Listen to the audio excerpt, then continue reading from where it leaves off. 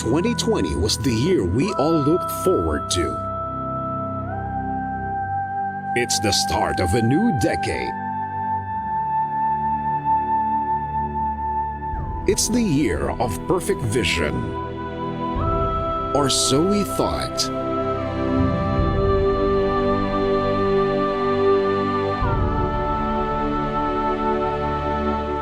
And then, the pandemic happened.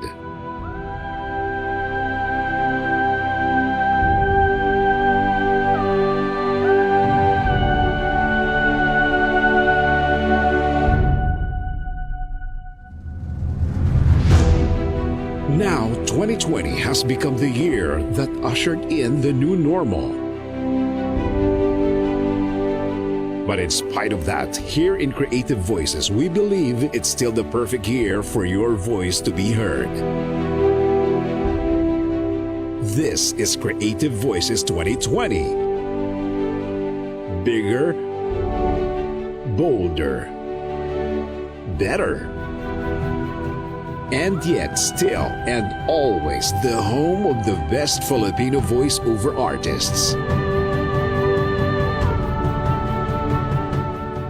We provide a pool of hundreds of voice profiles.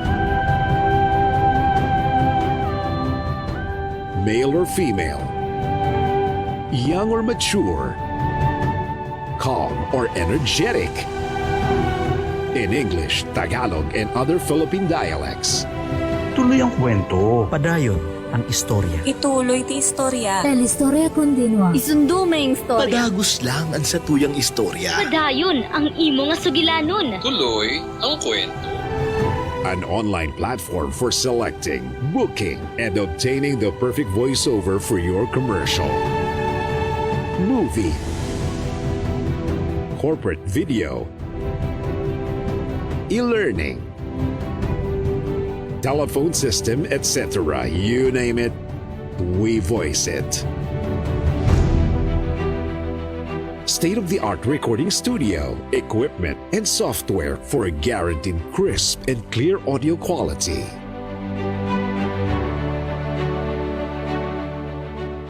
Online workshops on voice acting, home studio setup, and audio editing.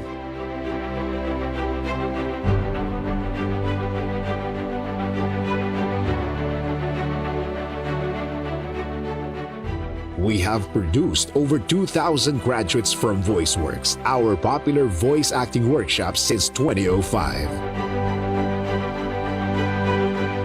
And the pandemic is no reason to stop. Vision 2025 to be the leading national network of young Filipino voice artists and creative voices. Mission to provide developmental opportunities and platform that empower young Filipino voice artists in every corner of the Philippines to use their voices to promote positive social change. Adapt, adopt, adept. We create a culture of giving, sharing, loving, and caring. And disrupt the culture of selfishness, greediness, and ungratefulness. We give every unheard and aspiring Filipino voice artist an opportunity to rise above the noise and be heard.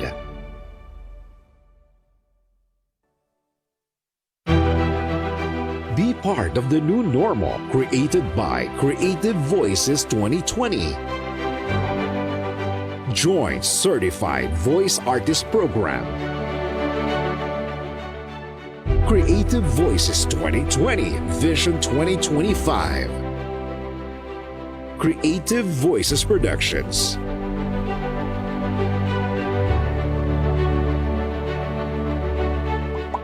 www.youtube.com/thevoicemaster.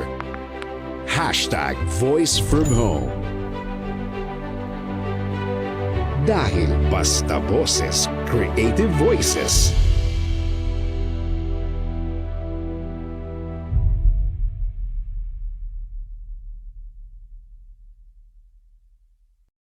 Filipino. Hear the voices of greatness on the World Wide Web. VG8 Radio, the voices of greatness.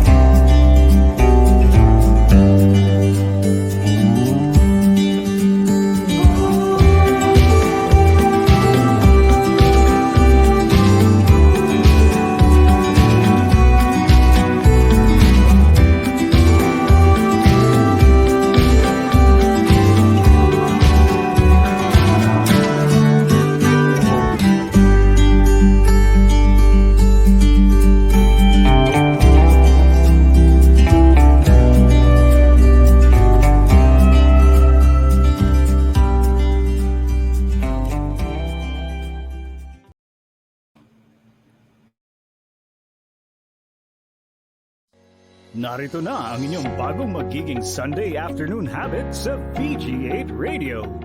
2 oras ng inspiration, motivation at empowerment sa makabagong paaralan ng buhay sa online world. EntrepRadio Online. Invest early in life and be an entrepreneur. Ito ang susi sa inyong tagumpay. Matuto ng mga tips, techniques at best practices sa pagsisimula ng negosyo. EntrepRadio Online.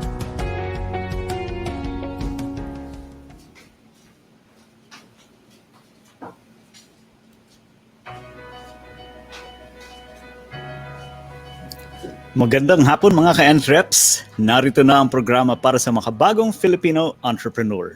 Makakasama niyo kami tuwing Linggo, alas 2 hanggang alas 4 ng hapon para sa usapang punong-puno ng kaalaman para sa pagsisimula ng inyong pangkabuhayan. We inspire greatness, excellence, and success in every Filipino entrepreneur. Dahil dito sa EntrepRadio, may puso ang pagnenegosyo. Kaya Luzon, Visayas, and Mindanao, isang maganda at maaraw na hapon sa inyong lahat mga ka-entreps. Hatid namin sa inyong 2 oras ng information, inspiration, motivation, at empowerment para sa ating makabagong Filipino entrepreneurs. So guys, welcome to EntrepRadio Online, the voice of Filipino entrepreneurs. Yes, before anything else, guys, make sure to like and follow the EntrepRadio page to see more informative content about entrepreneurship. This is made specially for Filipino entrepreneurs. So guys, like and follow na. Yes. So last episode natin, nakasama natin si Mr. Mon Abrea, the chairman and CEO of Asian Consulting Group, no? So kung meron kayong problema sa buwis or pagbabayad ng mga or bakit kung gusto niyo ba malaman bakit kailangan magbayad ng buwis or paano ba ma-solve kung may problema kayo about taxation, check our previous episode 4, no? Or sorry, was it? Tama. Episode 4, no? 4 of season 3. Mr. Mon Abrea, yes. And partner, they have this Tax Wiz app that they can download and get a lot of information about taxation. So yun. And alam ko may show si Sermon every Monday. So you guys check their page. You will get a lot of information. Ayan. So another partner is that CVAP Batch 6 is ongoing. And Batch 7 naman ngayon. So Sorry. now, ongoing ang 6. ongoing ang Batch 6. And very, very soon they're going to graduate na rin. Ang bilis-bilis ng panahon. And Batch 7 is scheduled on May 8. Ito yon. Batch 7 is on May 8, no? So if you have any, if you would like to know more about this program, just visit certifiedvoiceartist.com. Right. And now for other news. Bukas, Monday, magsisimula na naman po ang ating ECQ. No? So yes, happy anniversary to us. Oo. Oo, diba? Talagang pag summer, bumabalik ang lakas ng COVID virus siguro, no? And ano bang updates natin, partner, about the COVID situation? Ayan, so far, kasi we have 712,442 nationwide cases and 9,595 new cases added. So like, ngayon kasi mga cases natin, 8,000, 9,000, which is twice the numbers during the first time na nag-lockdown tayo. So, it's getting worse. Definitely. Maybe because of the new strains. It's most likely the new strains talaga.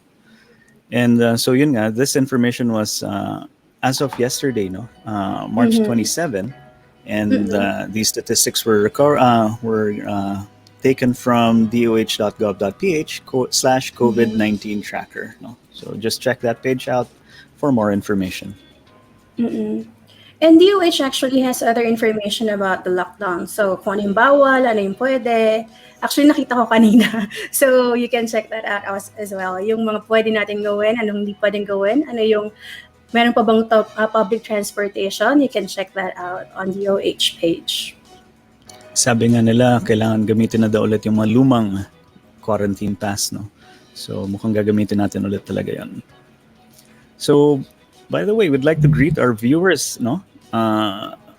Kamusta naman po kayo dyan? If you have any questions, just post it on the comment section below, lalo na during the guest interviews. And yung mga ka-entreps natin na merong sariling negosyo o nagpaplanong magnegosyo, alam mo yan, you can always catch our episodes from here and dun sa page natin, mga previous episodes you can check. Pero if you have a business and you would want to be part of the show, you would want to guest and be featured, you can just drop us an email talaga. Drop us a message on the page. Yeah. Yes, no? So we can also help you promote your business or your advocacy, no? Lalo na ngayong panahon na to, ang dami talagang taong gustong tumulong sa iba, no? And they need a platform to spread yung intention nila and ano ba yung gusto nilang iparating sa mga tao, no? And shout out din pala sa mga CVA gamers dyan. Hello, what's up? Kamusta kayo? Thanks for watching. And partner, baka meron kang gusto batiin? Meron bang birthday, anniversary, or something? Wala naman. Hi to my family and friends in Parañaque. Same here. Hi fam, what's in up? Parañaque din. So yeah, let's take it away to the next segment, which is this one. And by the way, guys, we'd like to encourage you to interact with us by asking your questions in the comments section, no? Just a reminder, no? So just type away mga ka-entreps and stay with us until the end of the show for a chance to win a prize just by typing our EntrepRadio tips. And speaking of EntrepRadio tips, let's call our Mr. EntrepRadio, the one and only, Yan, to give us more information about our tips for today. Mr. Chase Lemon. Hello. And your microphone Hi, is... I'm muted, Okay. everybody. Hello. So, welcome once again to another episode of EntrepRadio. I am Stephen Chase Lemon, and I will be Mr. EntrepRadio for today. So, what is EntrepRadio? It is a collection of information or data that is useful and helpful to the modern entrepreneur. So, in Tagalog, ito po ay mga koleksyon ng impormasyon o data na nakakatulong o kapaki-pakinabang sa mga makabagong negosyante. Right. So guys, take note of the EntrepRadio tips na ibibigay sa atin ng Mr. EntrepRadio, and he will be sharing that all throughout the show. And kapag tinanong namin kayo about the tips and you were able to give us the answers, you'll stand the chance to win some prizes from our guests, diba? Or our previous guests. Yes. All right. Thank you, Miss Faith. Now, the revised corporation code in the Philippines has made life easier for entrepreneurs. They can organize one-person corporations, just like our previous EntrepRadio tips, or corporations with only one stockholder, and be able to enjoy the rights and privileges that traditionally organized corporations are entitled to. So, for this episode, here are three even more benefits of being a one-person corporation. Let's start it off with our first tip.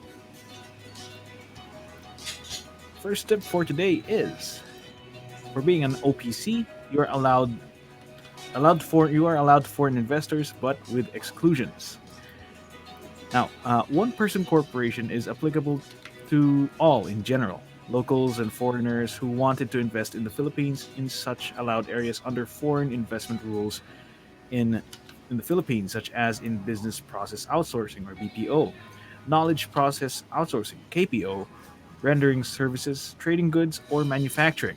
However, one-person corporations in the Philippines is not allowed for banks, non-bank financial institutions, quasi-banks, pre-need, trust, insurance, public and publicly listed companies, non-chartered government-owned and controlled corporations or GOCCs, and professionals for practice of such profession unless provided under special laws. And that is our first EntrepRadio tip. OPCs are allowed to foreign investors, but with exclusions. Can you explain this further, Chase? What's your take on this? So my take on this is, as our previous tips have mentioned before, engaging in being a OPC has its benefits and limitations. Now, this is being an OPC has its wide. You're open to like the same types of investors as any other business. However, there are certain limitations according to our investment rules here in the Philippines. So, those are the exclusions, exceptions, and limitations as was listed in our tip for today. So, it would be beneficial for OPCs to strategize their business decisions around which investors they are legally allowed to engage with, so that they can proceed to grow their business as fast as they can without going against any laws that are set for investors in businesses. Ikaw, partner, ano bang sa tingin mo? Okay ba yan na these are allowed to foreign investors? No? Pero may mga exclusions nga. Well, investors are always welcome, di ba, sa mga ano. I mean, it's always good for businesses, di ba? Yun yung difference niya kasi sa sole proprietor. Sa sole proprietor, you cannot have investors because it's your own company, if I'm not wrong, di ba? So, Tama. I think this one is good kasi you can expand, di ba? Yes. If you want, you can easily expand, but then syempre we have to follow the rules. There might be some limitations to it, but at least it's a chance to expand your business, and not only in the Philippines. Because if you have a foreign investor, definitely ipopromote yung business mo in his country, diba? Yes, that's correct. Yun, no? So, thank you, Chase, for that Thanks, amazing Jay. tip. Our EntrepRadio tip number 1. EntrepRadio See you tip later. Number 1. Yes, thank you. See you guys later. See ya. So, yon. So, moving on to our first guest for today, no? Partner? Yes, ang ating guest today ay isang, well, may drum roll ba dyan? Feeling ko Wala yung tayong mga drum guests natin today, mga young entrepreneurs, partner, kaya talagang madami tayong matututunan, di ba? They're very young, but they already have rich, wide experiences talaga.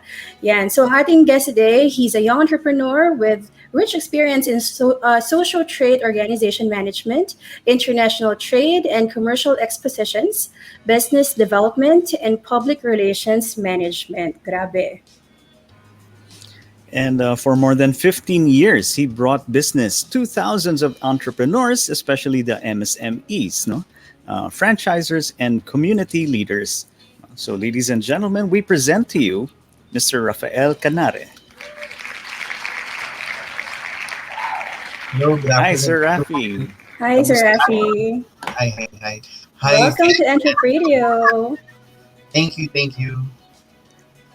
Ayan. Thank you, Kamusta Ren. naman po ang... Saan ang location nyo ngayon, sir? Are you in Manila area? Are you in the south? I'm in the south, sa Santa Rosa. Dito ako nakatira ngayon. I see. Okay. So yun, coming all the way from Santa Rosa, Laguna. So sir, before we go to the questions directly, could you tell us something about yourself and or your what is your company about para makilala kayo ng husto ng ating mga manonood? Well, I actually work with the Association of Filipino Franchisors Incorporated, or AFI, where kasama namin si Pocholo, no? The Voice Master. The Voice Master. Si Sir For Choi. 15 years. I worked with the association for 15 years. It's a full-time job. So doon, marami akong naging exposure in terms of knowing how a CEO works. Alam mo yun, yung mga strategies nila, yung best practices nila. If there will be someone na maraming natutunan, maybe ako yun. Kasi lagi ko silang kasama. And isa sa mga ginagawa namin sa association, kasi umiikot kami sa mga members namin, sa mga companies nila. And I personally observe and witness how they really perform their tasks as a CEO, as entrepreneurs. So it's really a good experience for me to work with the Association of Filipino Franchisors. And after my 15 years in the association, I resigned and established my own business. Pero nung nasa API pa ako, I have small business na. Pero mas nag-full time ako ngayon kasi when you really go into business, kailangan talaga tutukan mo. So, nagkaroon ka ng konting savings, and then if you think you're ready, pwede ka na mag-full time. So, yun, doon naubos yung yung aking oras. Partly, habang nasa association ako, I run a small consultancy firm. Pero usually, I only cater to friends, yung mga kakilala muna. Kasi nga, para hindi masyadong ang tawag to overwhelming kapag tumanggap ng. But now, I started accepting clients even hindi within my circle. And can you tell us something about itong Cloud Meals, sir? What? Okay, I'm part of Cloud Meals. No, it's actually a partnership company with my good friend, kaibigan namin ni Pocholo, si Kuya ko siya, si Mr. Kristian. He is my partner sa Cloud Meals. He's actually the founder of Cloud Meals. So yung Cloud Meals actually very timely nga . So nitong kahapon lang, nandun ako sa store, tapos sabi ng isang rider namin, sabi niya, sir, mukhang magkaka-ECQ. So sabi ko, baka joke-joke lang yan. So medyo nag-warning sila kasi syempre pag nag-ECQ, may lockdown, gano'n. Unti-unti, nakikita ko na, tapos binuksan namin ng views, so nagkaroon nga ng ECQ. So looking back last year, Cloud Meals was established during pandemic time. So yung konsepto ng Cloud Meals came from Cloud Kitchen. So kung hindi familiar yung ating mga viewers, yung Cloud Kitchen po, it's actually a centralized kitchen na doon mo piniprepare yung iba't ibang mga products, yung mga food galing sa iba't ibang restaurants. No, parang nilagyan natin sa isang central kitchen. Yung konsepto kasi during the lockdown last year, sarado yung mga mall. And most of the businesses nasa mall, hindi sila makapagbenta ng product nila. So wala silang access. Walang pumapasok na income sa kanila. So the idea of Cloud Kitchen came, maraming nag-uusap-usap noon, pwede kaya tayo mag-set up ng isang kitchen sa strategic location, tapos isang kitchen lang ginagawa lahat ng product, and then saka natin siya i-distribute. So kami, ganun na ginawa natin. So we have Baba Shawarma, Smoothie, Mighty Pizza, Chums Burger. So these are different brands. They are existing brands already. Yung Baba Shawarma, 1980s pa meron yan. Sila Smoothie, 2015. So ginawa ito sa bahay ni Kristian. In-improve yung mga ingredients. So iba-ibang brands yan . Tapos nagsimulang ibenta online sa Facebook muna, sa mga kapitbahay, until wow, okay to okay to, hindi na natin kailangang i-activate yung mga kitchen natin sa mall. So hanggang sa bumibenta, in fact, May 2020 last year, umaabot sa 35,000 a day ang kita. through online orders. Through online orders. So, until 1 to 2 months, nakita kami ni Kristian. So, na-lockdown kasi ako sa Quezon City. Nagkwentuhan kami, tapos pinag-usapan namin na expand pa siya until inopen yung franchising. So, nagsimula muna yung franchising ng Cloud Meals dun sa mga friends. So, pinuno namin yung buong Cavite. So, lahat ng major cities and municipalities in Cavite, meron ng Cloud Kitchen. So, yung mga kakilala po na namin. So, ang ginawa, you don't need to set up a state-of-the-art kitchen. Kung ano yung existing kitchen mo, may rice cooker ka, may microwave ka, may oven ka, may stove ka, okay na yon. We'll just supply you with the ingredients. Tapos, tutulungan ka namin through our mobile app para mabenta mo yung product mo. Meron kami ginagamit na technology na nakaka-capture namin yung market within your area, within your neighboring barangays and mga communities. So, nung ginamit namin yung technology na yun, plus yung nag-tap kami ng mga local franchisees, napansin namin na kumikita sila. Meron kaming ang expansion namin is every city. So, meron na kami sa Dasmariñas, meron kami sa 13, meron kami sa GMA, meron kami sa Kawit. So, dyan kami nagsimulang maglagay ng mga cloud. Tandaan na to, sa loob lang to ng bahay. And this family, nga kami dito yung sa General Trias namin, umuwi sila from China yung mag-asawa. Wala silang negosyo. So, nung nalaman nila yung cloud kitchen, nag-open sila ng cloud kitchen nila, they are earning 20 to 25 to 35,000. In fact, nasa top 5 stores namin sila. Nasa bahay lang sila. And hindi nila kailangan mag-hire ng ibang tao. Kasi ang ginawa nila, yung mga anak nila, yun ang kanilang nag-prepare sa kitchen. So right now, from one kitchen, we have now 12 kitchen. Aside sa lahat ng mga key cities and municipalities in Cavite, we have one in Santa Rosa, which I personally manage together with my partner, Kristian. Pagkatapos, meron kaming Taguig. And we'll be opening our NCR. Ang pioneer namin is Quezon City. Next is Bulacan. So ito, ang maganda dito, hindi ito brand namin. Siguro, meron lang kami dito ilang brand na we own. Pero ito ay galing sa iba't ibang negosyante rin. So we just signed our agreement and partnership with Tokyo Tempura of Mr. George Winnicky.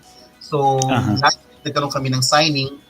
So, yung favorite ninyong tempura, matitikman na rin ninyo through our cloud meals. Baker Mason of Gardenia already signed an agreement with us. So, mabibili nyo na rin ngayon yung mga product ng Baker Mason through the cloud meals. So, paano ka makakabili kay Cloud Meals? We have an app. It's actually a web app. You just need to go to cloudmeals.ph. Pwede ka nang umorder doon. At meron din yung guide paano nyo mada-download by iOS or Google Play yung aming mobile app. It's a typical app na pwede kayo mag-select ng iba't ibang favorite meals ninyo. And pipili ka kung saan city ka malapit and yun ang magkikater sa inyo. The good thing with Cloud Meals, hindi lamang nito natulungan yung personal naming kabuhayan. It actually helped families na walang kabuhayan, na mayroong maliit na puhunan, yung mga OFWs na umuwi na gusto magsimula ng negosyo. And we're also able to activate riders kasi kailangan namin ng riders. We need dedicated riders para ma-deliver yung pagkain. And then pangatlo, yung mga paborito ninyong pagkain na nabibili ninyo sa mall, nabibili niyo sa mga restaurants na ngayon ang hirap lumabas and we really encourage people to stay at home, makakain mo na. Ang maganda sa Cloud Meals, we have a wide array of meals. Hindi lamang yung paborito nating burger. We have burger, no? Marami kaming variety. We have shawarma, the takoyaki, we have California maki, a different kind of maki. Meron kaming black burger, meron kaming tempura, meron kaming bago, Filipino delicacies, mga kakanin, yung andengs kakanin. So, sobrang dami. Tapos meron kaming mga pastries natin from Gardenia and from Baker Mason. At meron kaming pizza na isang partnership namin with Lasa Pizza, Mighty Pizza. So, pag pumunta ka dun sa app namin, sa cloudmeals.ph, marami kang makikitang klase ng pagkain na ito yung mga gusto mong pili sa mall na ngayon pwede nang i-deliver sa'yo. And every time na namimili ka, marami kang natutulungan. Yung kitchen na in-empower natin, yung mga riders at yung mga hinar nating employees. Kami, ngayon, we just hired new staff kasi nung nag-lockdown, napansin namin tumataas ulit yung benta. Lalong lumaki yung orders namin ngayon kasi nga, most of the people ngayon and families, ayaw na nilang lumabas. So yun yung konsepto po ng Cloud Meals. And we're still open to accept yung mga brands na gusto maging part ng platform po ng Cloud Meals. That's what we are doing in Cloud Meals. Nice. It's a very new concept. I mean, to me, it's a new concept. Kaya nung sinabi niyo po yung cloud kitchen, it was very interesting. So ngayon, sir, pero 'di ba ngayon nag-ECQ na naman tayo. Yes. So nag-ECQ na naman. Pero Cloud Meal, I mean, it should be ECQ proof kasi Cloud Meals was born during the pandemic talaga. Yes. Pero what were the struggles? I mean, you've achieved a lot. You have grown the company. You have a lot of different products in one kitchen. But what were the struggles naman? Were there any? Yes, syempre hindi pwedeng mawala yun. Kasi unang-una, we need to keep the trust na binigay sa amin ng mga may-ari ng brands. So kailangan ma-maintain namin kasi technically it's like you're an extended franchisee diba? So halimbawa si Pocket Tempura, binigay sa amin yung tempura, we need to make sure that all the members of the Cloud Kitchen platform will follow the standard. We follow the franchise standard pa rin. So yun yung pinakamahalaga. Kailangan namin irespeto. Wala kaming pwedeng baguhin doon sa process nila pag-prepare ng pagkain. At kami as the conduit, kasi para kaming nasa gitna we need to share this with our kitchen network, we really need to guide them. Ang pinakamaganda kay Cloud Meals, yung marketing support namin sa franchisee is very, very strong. As in, every day magkausap ang aming marketing team at yung mga franchisees natin. Hindi namin sila pinababayaan. Tuwing babagsak yung, halimbawa, medyo bumababa ng konti yung sales nila, we call them. We ask them anong help ang kailangan. Our technical team will do something on the IT side. And then, ayun, mag-boost na ulit yung sales nila. So, yun nga, tama ka, Faith, no? Yung Cloud Meals, this is a pandemic-proof kind of business. Unang-una, essential siya. So, hindi natin siya maipapa-lockdown ngayon kasi kailangan ng taong kumain. And pangalawa, ito yung isang klase ng konsepto na pwedeng i-deliver.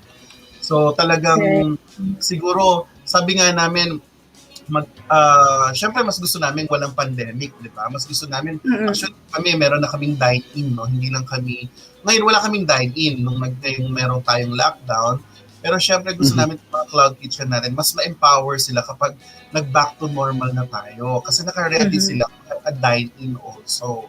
So we're also looking forward na matapos na itong pandemic na to kasi mas lalaki yung kita ng ating mga franchisees sa Cloud Meals. Sir Rafi, may tanong lang ako just for clarification. When you say you have a cloud kitchen, so kunyari ako gusto ko pumasok sa inyo, no, as a partner. When I put up a cloud kitchen, meaning ako din gagawa ng mga food or preparations para dun sa ibang brands, all coming from that one kitchen or iba po yung pagkakaintindi ko? Okay, somehow tama, Sir Rene, no? Ganito siya, if you want to become part of Cloud Meals, technically you will be treated as a franchisee. So kami, sa main, kami yung nag-gather ng ingredients coming from different brands. From tempura, from pizza, no? Kami yung magpo-provide sa'yo lahat noon, pati training kung paano i-prepare yun. Bilang franchisee namin, ang gagawin mo lamang, i-assemble yung mga pagkain, i-accommodate yung mga orders, and i-deliver yung mga orders. So, ganun lang siya kasimple. In fact, pag tinignan mo yung selection natin ng pagkain, hindi siya heavy cooking. Like shawarma, i-heat mo lang yung meat, pati yung pita, ilalagay mo lang, lagyan mo tomato, wrap, and then deliver. Yung pizza, yung burger, lahat ito, pag nakita mo yung mga klase ng meals na ino-offer natin, easy to prepare to para sa franchise natin. So, if you want to become a franchisee, yun lang ang gagawin mo. Attend the training, tuturuan ka paano i-prepare, accommodate mo yung mga orders, then i-deliver mo yung mga orders. Sobrang simple niya. Everything is online. I see.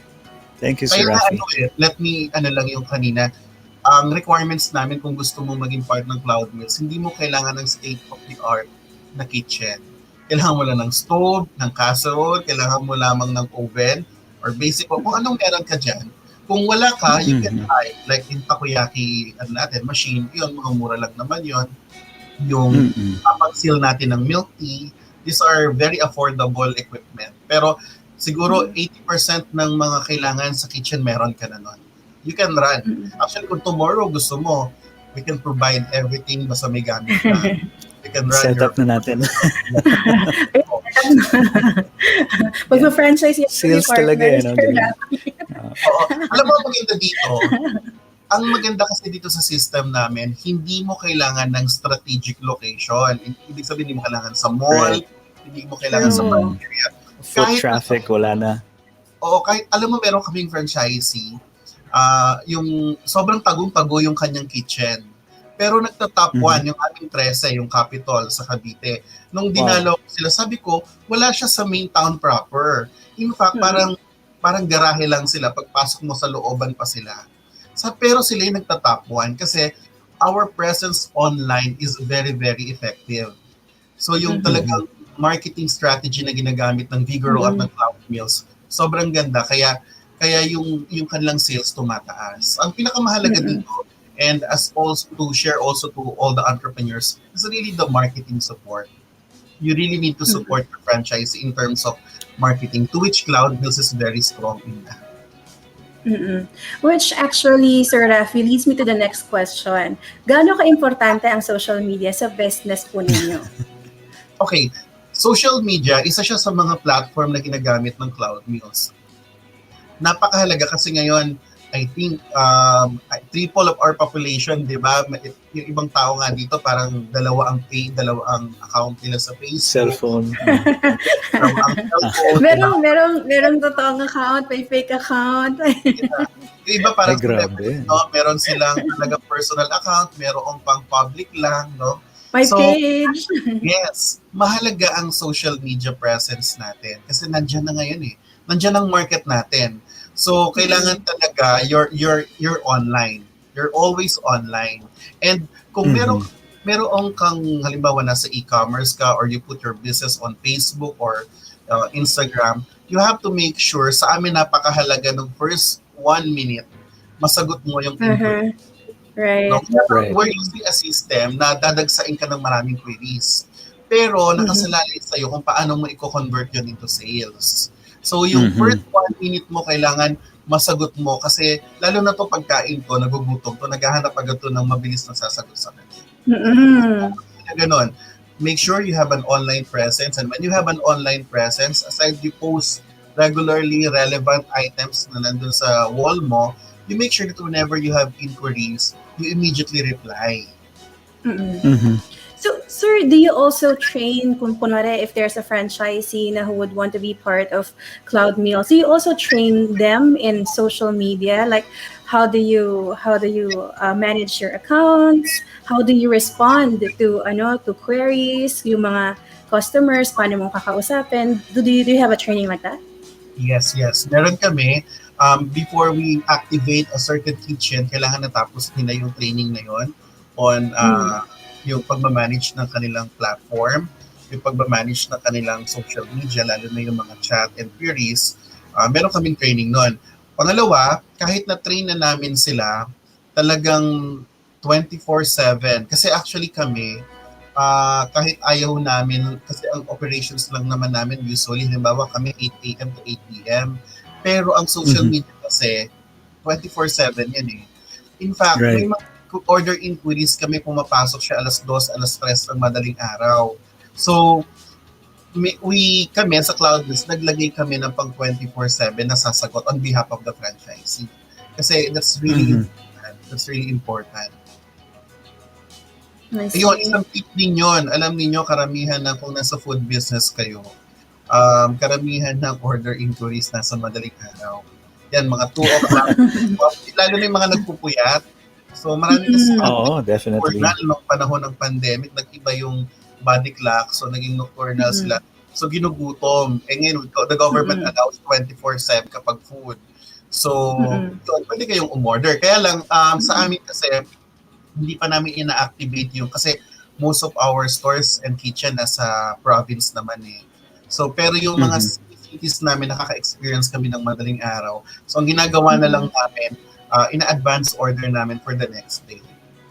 Pero be ready if you want to go into business kung kaya nyo mag 24/7. But you have to consider your operational expenses. Kung sulit ba yung kikitain nyo kapag nag 24/7 kayo. Pwede naman kandila na lang at saka ano. No? Ano? Yes, Kandila at saka panggatong, di ba? Paggabi. Sir Rafi, parang alam mo ngayong nag-ECQ, di ba? Parang it made you talaga realize how big a help talaga yung mga food delivery. Kasi parang doon tayo, ang daming nabuhay sa food delivery nung last ECQ, di ba? So ngayon, eto na naman, food delivery na naman ang bida. Actually, change na nga yung lifestyle eh. Talagang kahit pwede ka pa magluto, nag-food delivery pa rin eh. Yes. Everything ngayon pwede naman talagang i-deliver. Ako sobrang taas ng respeto ko sa mga riders, sa mga delivery person natin. And kaya kami, we really compensate our delivery riders. Alam nyo ba, daig pa nila yung mga nag-oopisina sa Makati. Our riders take home 1,000 a day. Wow. Okay. Yeah, believe it or not, it's really true. Kaya nung una nag-ano kami, sabi namin, nung nakita namin na ito yung nare-receive nila, sabi ko, laki pala. No? Although yung pagod nila, saka yung nire-risk nila sa daan, grabe, di ba? I mean, umuulan, naaarawan sila sa init, tapos to accident sila. So, I'm just happy na with yung lakas ng benta namin, kahit paano, nako-compensate naman itong mga riders namin. So, doon kami happy. And yun nga, kung kaya ninyong i-secure ang inyong mga riders, kung dedicated riders nyo sila, if you can get them an insurance, that would be better. Kailangan meron din tayong we need to take care of our riders kasi malaki ang naitutulong nila. Sir, may nag-comment pala. Watching from Cloud Mills, Santa Rosa, Laguna. Yan. Siguro nakabukas din yung aming screen. Si Kristian. Hi po, ma'am. Partner. Yan. Supportive. So, yeah. Sir, balikan natin naman yung sa Vigoro. No? When and how did you start your, kailan nyo ba nalaman na entrepreneur ako? Meron akong kakayahan na ibenta ang sarili ko or yung kung mga produkto or serbisyo? Okay. Would you say na nung bata pa kayo? Ganun? Yeah, oo. Actually, mukhang pera ako, bata pa lang eh. I love the honesty. Diyan mo malalaman. Oo. Nung bata ako, meron akong uncle na sa abroad siya. Lagi ako nagpapabili ng, ewan ko familiar kayo doon, stationaries. Yung mababangong paper. No? Yun ba yung, tapos, okay. Oo, yung mga, kala ko may pabango na. Basta mabango yun eh. Yung mga, ano ba to? Nakalimutan ko yung mga brand eh. May Sanrio brand nun eh. Mga gano'n. So, ayan, sa ano, gawa tama. ko, marami kasi akong klaseng babae. So, nagtataka tito ko, bakit daw karamihan pang babae? Kasi binibenta ko yon sa mga kaklase ko.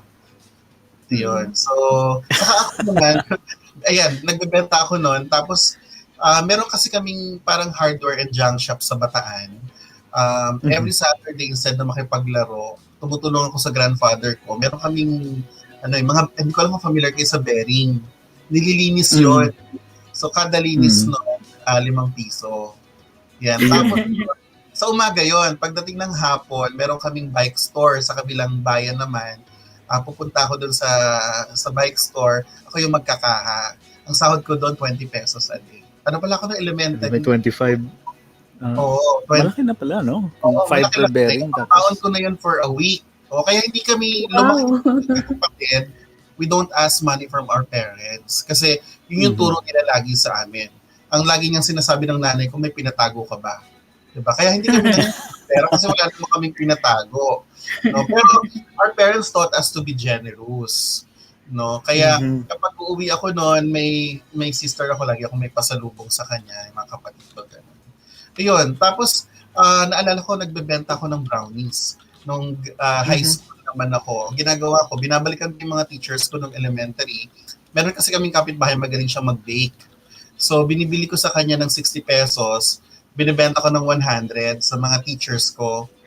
So, nagtatama ako ng mga teacher ko, sabi ko, pang baon ko. Tapos sabi nila, may tindahan naman kayo, may negosyo kayo, parang hirap na hirap kayo sa buhay. Diba? So, ginagamitan ko ng drama, tawag doon marketing. Marketing, maaga pa lang, no? Pati financial management, meron na. Oo. Yun, tingin ko, bata pa lang ako. For me, I think entrepreneurship is a lifestyle na inculcate sa akin lalo na sa mother side ko. Kasi talagang negosyante yung family ng mother ko, yung lolo ko. Yun. Mm-hmm.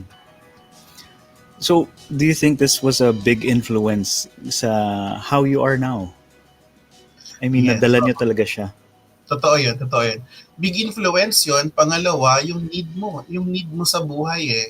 Lalo na sa panahon ngayon, unpredictable eh. Hindi mo alam na minsan may pera ka, may nakatago kang pera, tapos biglang may mangyaring sobrang nakakagulat na kakainin ng savings mo. So you really have to work hard.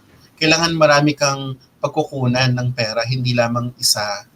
So yun yung mahalaga. Although, syempre, one at a time para may focus. So pag na-establish mo na yung isa, you move forward, build another one. So ganun. And ang pinakamahalaga sa totoo lang, kahit nasabi ko na mukha akong pera, you need to be generous. The people around you are generous. Sa AFI, yung nakamulatan kong mundo sa AFI, these entrepreneurs are generous entrepreneurs. Oo, frugal sila, kuripot sila, but they are generous. So yun yung isang pinakamahalagang values na nakunan ko. Si Pocholo, I know Pocholo, he's a very generous guy. So marami akong nakilalang negosyante na generous at yun yung nakita kong ugali na wag kang magdadamot. So be a generous entrepreneur kasi babalik naman yun eh. In a natural way, di ba? Babalik yan. Oo. In different ways, pero babalik siya.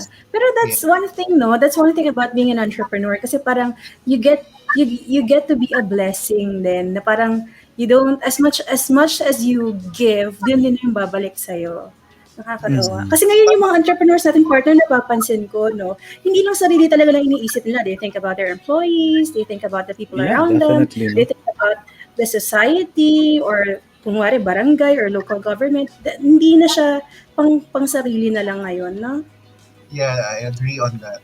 Alam mo, nito nga nagkaroon ako ng maliit na restaurant dito sa Santa Rosa. Ang pinaka-pinaprioritize namin ni Kristian lagi sa ng mga tao. So, yan yung una tinatanong. No? Dumarating sa point na yung personal savings mo, gagamitin mo to make sure lang na meron silang maiuwing pera. Yun yung actually nakala ko drama lang ng mga negosyante. Pero totoo pala. Parang paying it forward no? Oo. Ganun pala talaga yun. Kaya hindi ko maintindihan kapag merong negosyanteng madamot sa empleyado. Kasi yun yung tumutulong sa kanila para mag-grow yung business nila.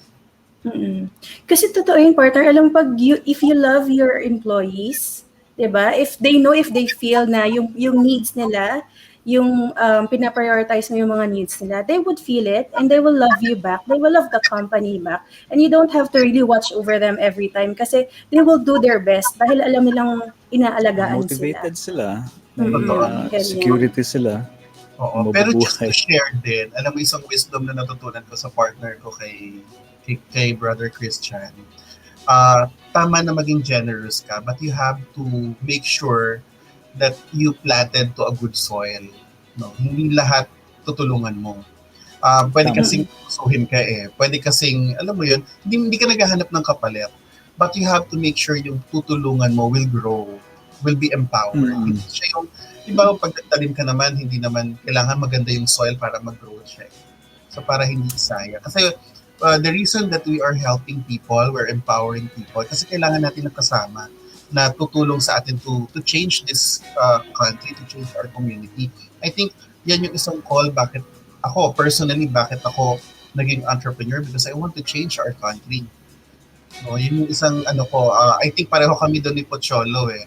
The reason that we are going into business is also to contribute not just with the taxes that we are paying, but to change the lives of people through the employment, through the service that we are giving. Right. Definitely. And speaking sir of services no. Ngayon na nag 1 year na ba or mag 1 year na ang Cloud Meals. So This May. Mag-1 year Hindi na. magwa 1 year na. Ano pong mga future plans ng Cloud Meals? How do you plan to make it bigger for the next coming years?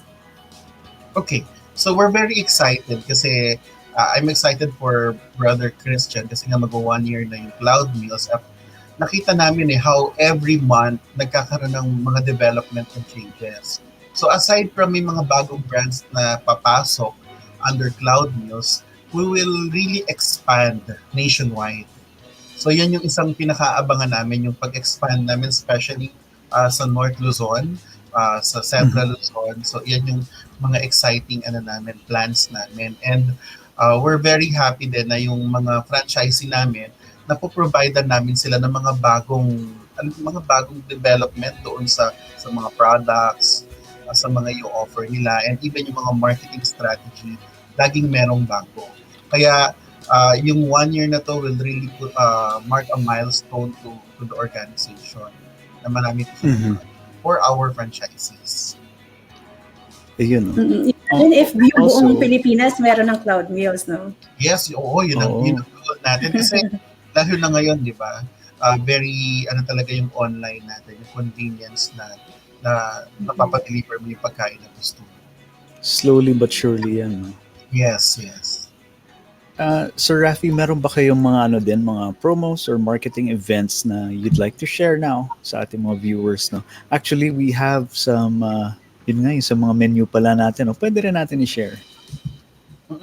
Okay, so syempre meron kami dyan mga I think buy 3, take 1. So depende sa o-orderan yung branch, no? Kasi we customize our promos according to the branch. Halimbawa kami sa Cloud Meal Santa Rosa, if you are from Santa Rosa, if you order at least 500, the delivery is free. Medyo mahal din ang delivery. So kung around 500 pesos naman ang orderin mo, so that's already free. And kami naman, meron kami mga bundle na mas makakamura ka. So just browse into our menu. So meron tayo dyan mga Maki bundle na may kasama. I-display natin yung menu nyo, sir. Yeah, sige. Yan. So kung mapapansin nyo, no, iba't iba yung variety natin. We have Japanese food, American food, meron tayong Italian, meron tayong Mexican, meron tayong Turkish. So iba-iba siya. So marami pang madadagdag po sa mga menu natin. Ito, 2 pages pala, back-to-back yung menu niyo, sir. Yes, madami yan. Saan kayo malapit, sir? Kami, sir, Paranaque kami, sir. Okay. I think the nearest, ang presence pa lang namin sa Metro Manila is in Taguig. So, there we'll set up our Quezon City kitchen. Ayun, so pwede na natin lagyan dito sa Paranaque din, sir. Sana, eventually, diba? Oo nga. Ang franchise namin is very affordable. It's only 250,000 for the franchise fee and 250 for the supplies. So that will activate the kitchen. That's the initial supplies. May initial supplies na yun. Actually, technically 250 lang kasi yung 200 sa'yo yun, ibebenta mo yung product. Babalik naman din yan. Cost of goods mo na yan. And kapag natikman nyo yung product, sir, hindi siya ordinary. Actually, nung una din, na-try sa akin kasi ang nag-develop mostly nito yung daughter ni Brother Kristian, si Ishi. Lalo yung Japanese line natin. Yung favorite ko yung gyudon. Saka yung black burger, yung Champs burger. Sobrang sarap. Hindi ako makapaniwala na hindi to basta pang delivery. Talagang parang nag-dine-in ka yung lasa niya. Gourmet burger. Oo. Di sa Santa Rosa din pala, sir, marami mga manufacturing companies doon, di ba? Lalo na sa Technopark. Yes, so we also we do corporate accounts, no. Recently nag-cater kami to 1,000 employees. Nag-provide kami ng for them. Meron din kami kay Toyota, yan, mga ganyang company. So we supply. Parang kayo ng concessionaire nila. Yes, oo. Saan yan, sir? Sa TMP, no? Yes. Toyota Motor o sa TAP? TMP. Oo. TMP. Pero kaming mga companies doon, yung mga optics, marami. Sobrang dami ng company sa Laguna. So hindi na nila kailangan pang doon sa kitchen nila. They can try different kind of food. I think yun yung advantage ni Cloud Meals. Maraming selection. Instead nalalabas pa sila ng economic zone nila, no? Yung sa peso zone. pwedeng pa-deliver na lang. Yun, no? Okay. Sir, meron ba kayong so syempre alam natin ang dami nyo din ginagawa. Meron ba kayong mga tips, no, para sa ating mga viewers, no, with regards to say, let's say time management? Paano nyo na-juggle yung time nyo? Well, pag hindi mo kasi na-manage yung time, ikaw yung ima-manage niya. Yung iba pa rin, no?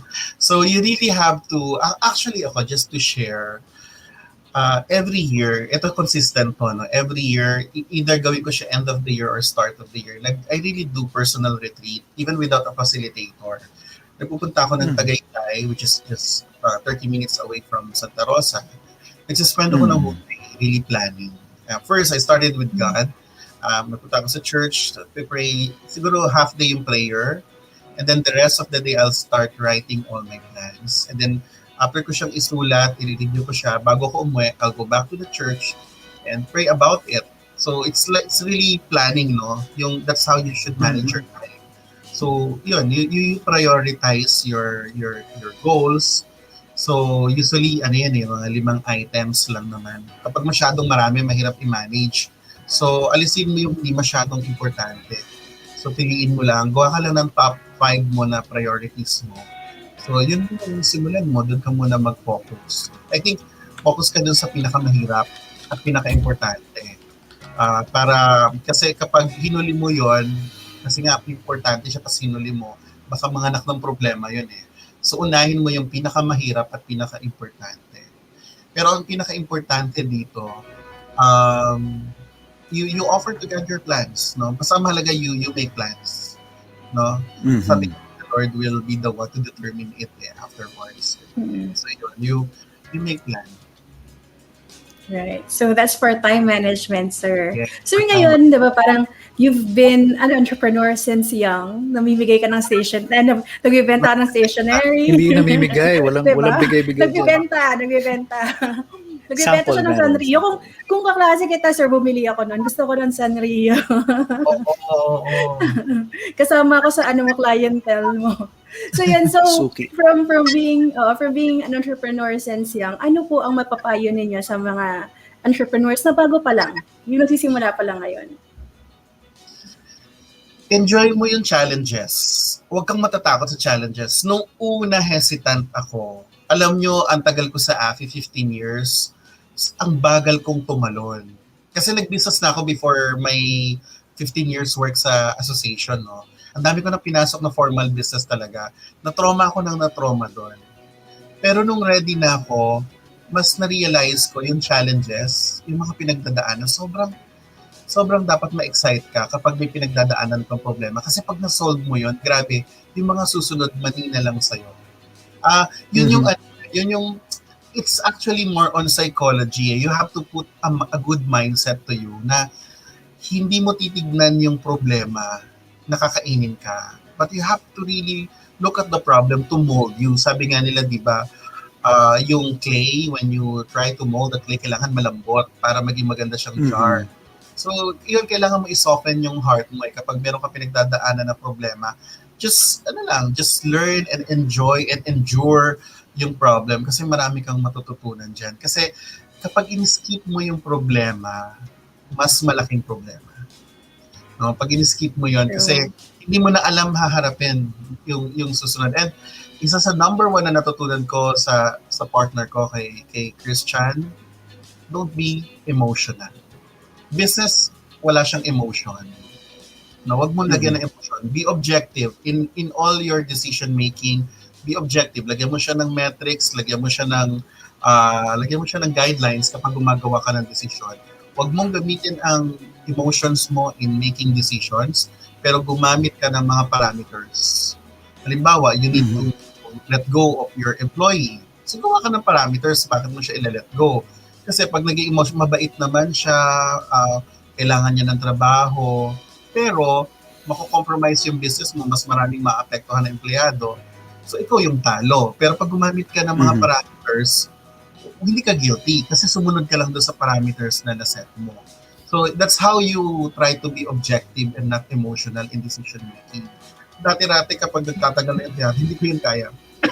I asked somebody to do that. Pero ngayon, isa yun sa mga na-overcome ko na okay lang pala mag-let go ng tao, na hindi ka nasasaktan at hindi ka nakakasakit. There's always a better way of doing it. You just need to learn and to master it. Yun. Tama. So, definitely, no? Yun nga, parang pag nagbabasa ka ng SMS, ng mga text messages, wag nyo lalagyan ng tono yung message para objective kayo. Kasi mamaya sinabi, ayaw kitang kausap, yung pala kasi may ginagawa siya, tapos nilagyan mo ng tono, tinake mo personal, di iba ang response mo. So parang ganun din sa negosyo, di ba? Alam mo, ako din As I was listening to... Yes, wait. Sorry. As I was listening to Sir Rafi about the tips, no? Parang naisip ko nga talagang ang negosyo parang love life talaga, no? Para siyang relasyon, di ba? Kasi parang ang hirap mag-let go, ganyan. Di ba? Ang hirap mag-let go, kailangan. Pero yun nga, you have to be objective. Di ba parang there was one topic kasi na we talked about your business being a relationship. So I guess it really is all about relationship. Kailangan mo rin ng relasyon with your employees din kasi, di ba? Otherwise, walang ano to? On a professional level, Oo, on a professional level, di ba? Parang yun. So nga, yun nga. Balik tayo dun sa let go. Yun lang. Good, no? Letting go is good. Kailangan matuto tayo mag-let go. Hindi laging lahat kukunin natin. So, may mga kailangan ka talagang i-let go. Hindi mo kailangan i-keep. Kapag kasi kinip mo yung dapat ni-let go mo, ikaw din na magkakaproblema sooner. Adjust ka ng adjust, hindi naman sila nag-a-adjust para sa'yo. Diba parang ganun, hugot lang. Oo. Alam mo, sa totoo lang, you need to enjoy kapag nag-negosyo ka. Ako dating magnegosyo, pero ngayon natututunan kong enjoy. May-enjoy mo siya kapag ini-enjoy mo yung learning. Kapag looking forward ka dun sa tututunan mo. Pero kung you're not after the learning, you're just after the profit, wala. Mag-burn out ka lang. And you have to enjoy the learning process. No? You have to take note of those learning, yung mga natutunan mo, i-share mo rin sa iba yon. Yes, actually. Yun nga, no? Ang sabi nga nila, the best way to learn is to teach. Yes. Kasi in the process of teaching, ikaw rin mismo sasagutin mo yung mga tanong, paano ko ba ituturo to sa iba? How do I make it more digestible or mas madali maintindihan? So in that process na ginagawa mo yon, ikaw din natututo eh. Tama. So yan. Speaking of nawala yung ating partner feed. Okay. So Sir Rafi, how will our viewers contact? Oh wait, by the way, kung yung mga viewers natin ngayon, if you have any questions for Sir Rafi, you can post it na sa comments, no? So he can still answer it for you. So sir, yung sa if our viewers want to contact you, how do they do that? Okay. Actually, aside dun sa Cloud Mills, what I really do, we help businesses to expand their business in terms of business development, franchising.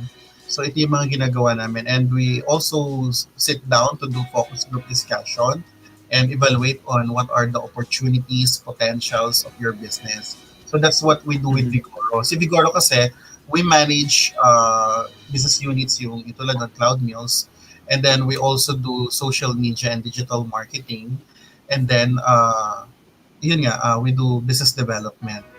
So if you want to contact our company, you can just keep my number 094511888469. So yan, you can just message me anytime if you have any concern on your business on how we can help you, or interesado kayo na maging part ng Cloud Mills, like you have a product na gusto nyo maging part ng menu ng Cloud Mills, you can reach me to the numbers I provided, or kung gusto naman ninyo na expand yung business ninyo, ganun din. Ayun.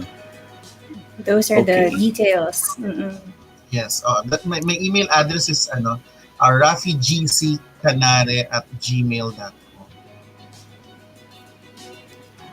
At gmail.com. rafigccanare. Okay. Hindi natin nahabol dito sa Pero yun. So guys, pag may questions kayo about Cloud Mills, they're expanding and they're actually a good option no sa mga entrepreneurs natin kasi nga parang ready to go na no? You just have to learn how it's done. And actually, there are other options. No, I mean, hindi lang siya yung magpa-franchise ka. You can be part of the kitchen, diba? Your brand can be part of their kitchen. There are other ways. Hindi lang it's just hindi lang siya one way of being part of Cloud Kitchen. So may option talaga kayo, diba? If you are an existing product, meron ka existing product or brand na gusto mong mas lumawak yung distribution channel mo, pwede kang tulungan ng Cloud Meals. So as long as, actually meron kaming isang ilo-launch soon, no? Para mas marami kaming makater na businesses na magiging part ng Cloud Meals.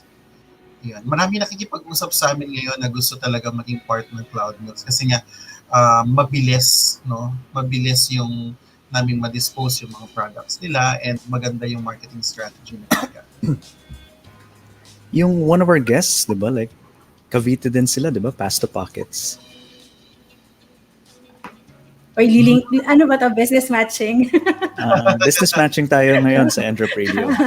Dami.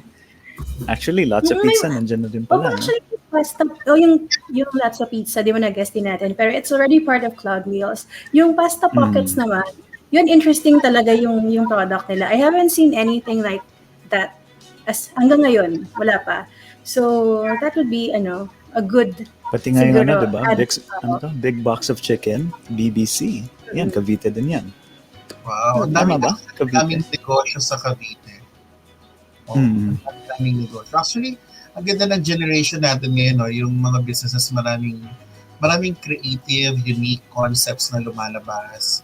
And yung katulad ito, yung program ninyo, helping people to understand business, yung mga bagong information. Unlike noon, di ba, noong mga 90s, wala namang mga ganitong programa, di ba? Kanya-kanya. Oo, alam ko ang programa lang. Try and try. Negosyante, ewan ko na abutin. Negosyante. Si Herman Moreno. Ano naman yan, parang workshop naman sila talaga, di ba? Oo. I think rin yun. Kaya rin siguro ako entrepreneur. Lagi ako nanonood doon sa Channel 7 yun every Saturday. Gusto ko pinapanood yun negosyate. Oo. Sana sana ganun someday partner sabihin nila. Kasi lagi ako nanonood ng EntrepRadio. So ngayon negosyante na ako. Yun, diba? Eventually. Dadating din tayo dyan. So yun, Sir Rafi, thank you very much po Thank you so much, Sir Rafi. For your time, for guesting and for sharing your experience and expertise with our viewers. So, partner, may ka pa ba pahabol kay Sir Rafi? Good luck, Sir Rafi, sa maraming pang branches. Marami pang areas na i-cover ng Cloud Meals. I'm sure, diba? Kasi parang it's growing from 1 year, less than a year, ang dami-dami na Ano pa in the next few years? Yes. Diba? So yung mga viewers, congratulations po. If they want to order, may mga stores kami na mag-ooperate kahit Holy Week kasi nga nasa bahay lang sila mabilhan ng food. So just visit cloudmeals.ph. So para makapili kayo doon and you can check kung anong kitchen yung available to serve you. Kami sa Santa Rosa, we're available during the whole Holy Week. Active yung aming kitchen and riders to provide you and to keep you at home. So, pwede kayong mag-order sa amin. Iyon. Okay. So, walang yan, guys, may Holy Week. Mag-install na kayo. I-install nyo na rin. Thank you, Faith and Rene, and to Pocholo. Thank you, Sir Rafi. Chase, thank you for inviting me, for having me in your show. And I hope marami kayong ma-empower na mga aspiring and existing entrepreneurs. Salamat po. Thank you. Thank you, Sir Rafi. Thank you. Salamat. Iyan. Medyo, yan. Okay. So yun, guys, we will also try to share with you if we can get further details if you're interested about Cloud Meals or in concept of the Cloud Kitchen, and we will relay it na din to Sir Rafi if you have other questions then you'd like to ask. So yon. Okay, partner. So now it's time. Is it time? Is it time For our second Entropedia tip, is our Mr. Entropedia ready? Heto na. Eto na. EntrepRadio Online. So, ladies and gentlemen, Mr. Chase again, Lemon. Welcome back. Hello, everybody. Hello. So it's Mr.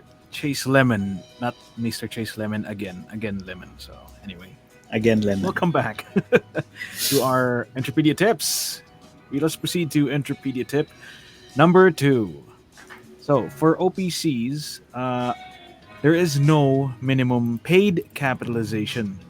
Now, a corporation applying for registration with SEC carries with it an application for maximum amount of capitalization it can issue, otherwise termed as authorized capital stock.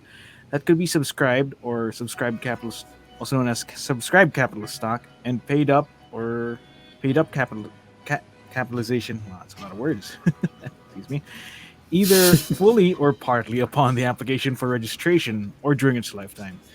In registering one-person corporations in the Philippines, applicants have to declare such proposed authorized capital stock, subscribed and paid up, but no minimum paid-up capital is required unless required by special laws or rules based on the intended operations.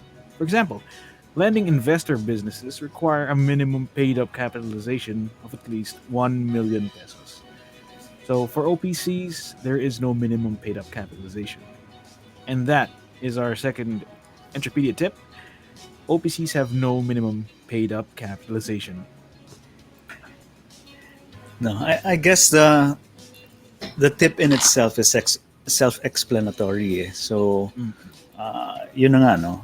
Yun ang difference between a regular corporation and a OPC or a one-man corporation. So, Yes. mas madali siyang itayo dahil you don't have to actually put up a minimum paid-up capitalization, which is usually around 25% of your authorized capital, no? So, kung 1M ka nga, you have to put up at least 250,000. But if you don't have, so parang ang dating sa akin ng the one-man corporation is it's a good step up sa self-proprietor, no? Sa solo proprietor, no? So instead na ano ka, anong tawag nito? Sarili mong kumpanya, meaning nakatali ka doon. Putting up a one-man corporation will actually give your company its own existence or identity. So separate din ang liabilities, ang assets, ganyan. So yun. Pero partner, What's your kapag take on sinabi this, bang Pala, one-man, pag sinabi bang one-man corporation, does it really mean one man lang? Ay, Iba I think hindi. may tip si Chase dyan mamaya. Okay, sorry. I went ahead of... Ay, hindi pala. Actually, no. I read that was ahead. from I believe our last episode. I had a tip for that, which you can look back into, folks, if you're curious. So for my take on Sige na, this, Chase, sagutin mo. that was before. For now, let's focus on the second Entropedia tip and my thoughts for this. So for those, there was a lot of terminologies there that may not be familiar. That may be familiar to some and not, and the rest, and not for the rest. So the SEC, or the Securities and Exchange Commission, is a government agency that maintains the country's company register. So for companies here in the Philippines, they are required to have a minimum paid-up capital, or what this means is the money you received from shareholders. So before they can register their company to SEC, they need this minimum paid-up capital, so they can legally engage in business. So as per the SEC, the minimum paid-up capital for a corporation must not be less than 5,000 pesos. And depending on the type of corporation, like for example, life insurance companies, it may reach up to billions of pesos for a minimum paid-up capital. So it really depends on the corporation that you have. So for OPCs, like Sir Rene mentioned, there will be no minimum paid up capital. So this allows for them to be OPCs to be easily set up and registered, and also allowing for more of the capital to be dedicated to actually growing the business and possibly being more attractive to shareholders. There. So those are my thoughts. Yun. Thank you, Chase. No, that's a very, very informative tip. No, so we'll see you later. Yep. Catch you guys later for EntrepRadio tip number 3.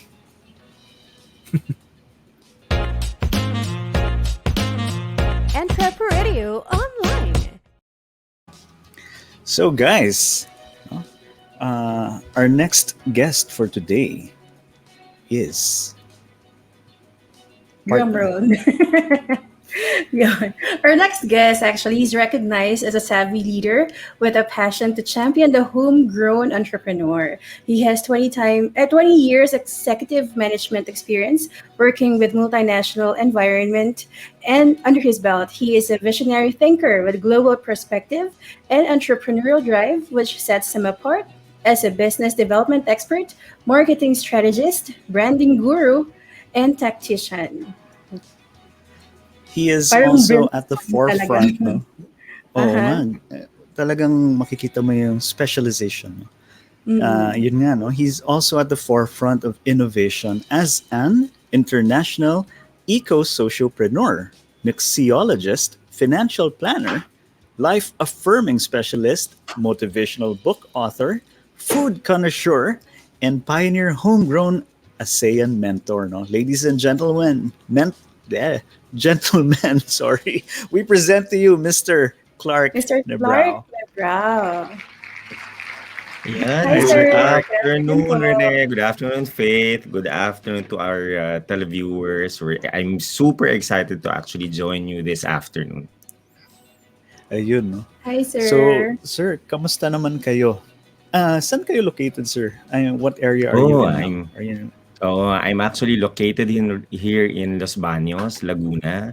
Of course, we're still also part of the ECQ for tomorrow. So Yes. even the business is also very much situated here in the province of Laguna.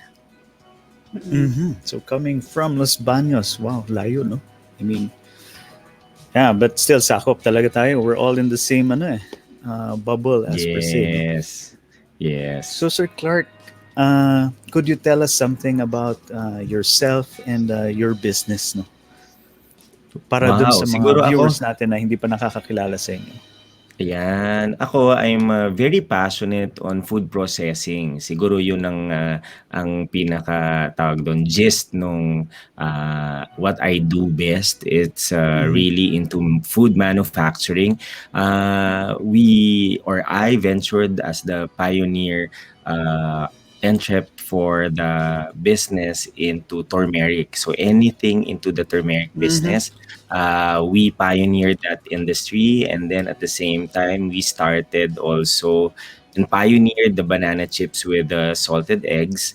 Of recent, just before the lockdown last year, or actually end of 2019, we also pioneered the manufacturing of the black garlic here in the Philippines. I see. So, nandun talaga, yung passion ko is really into processing. But of course, at the side of it, we've been very passionate also in helping our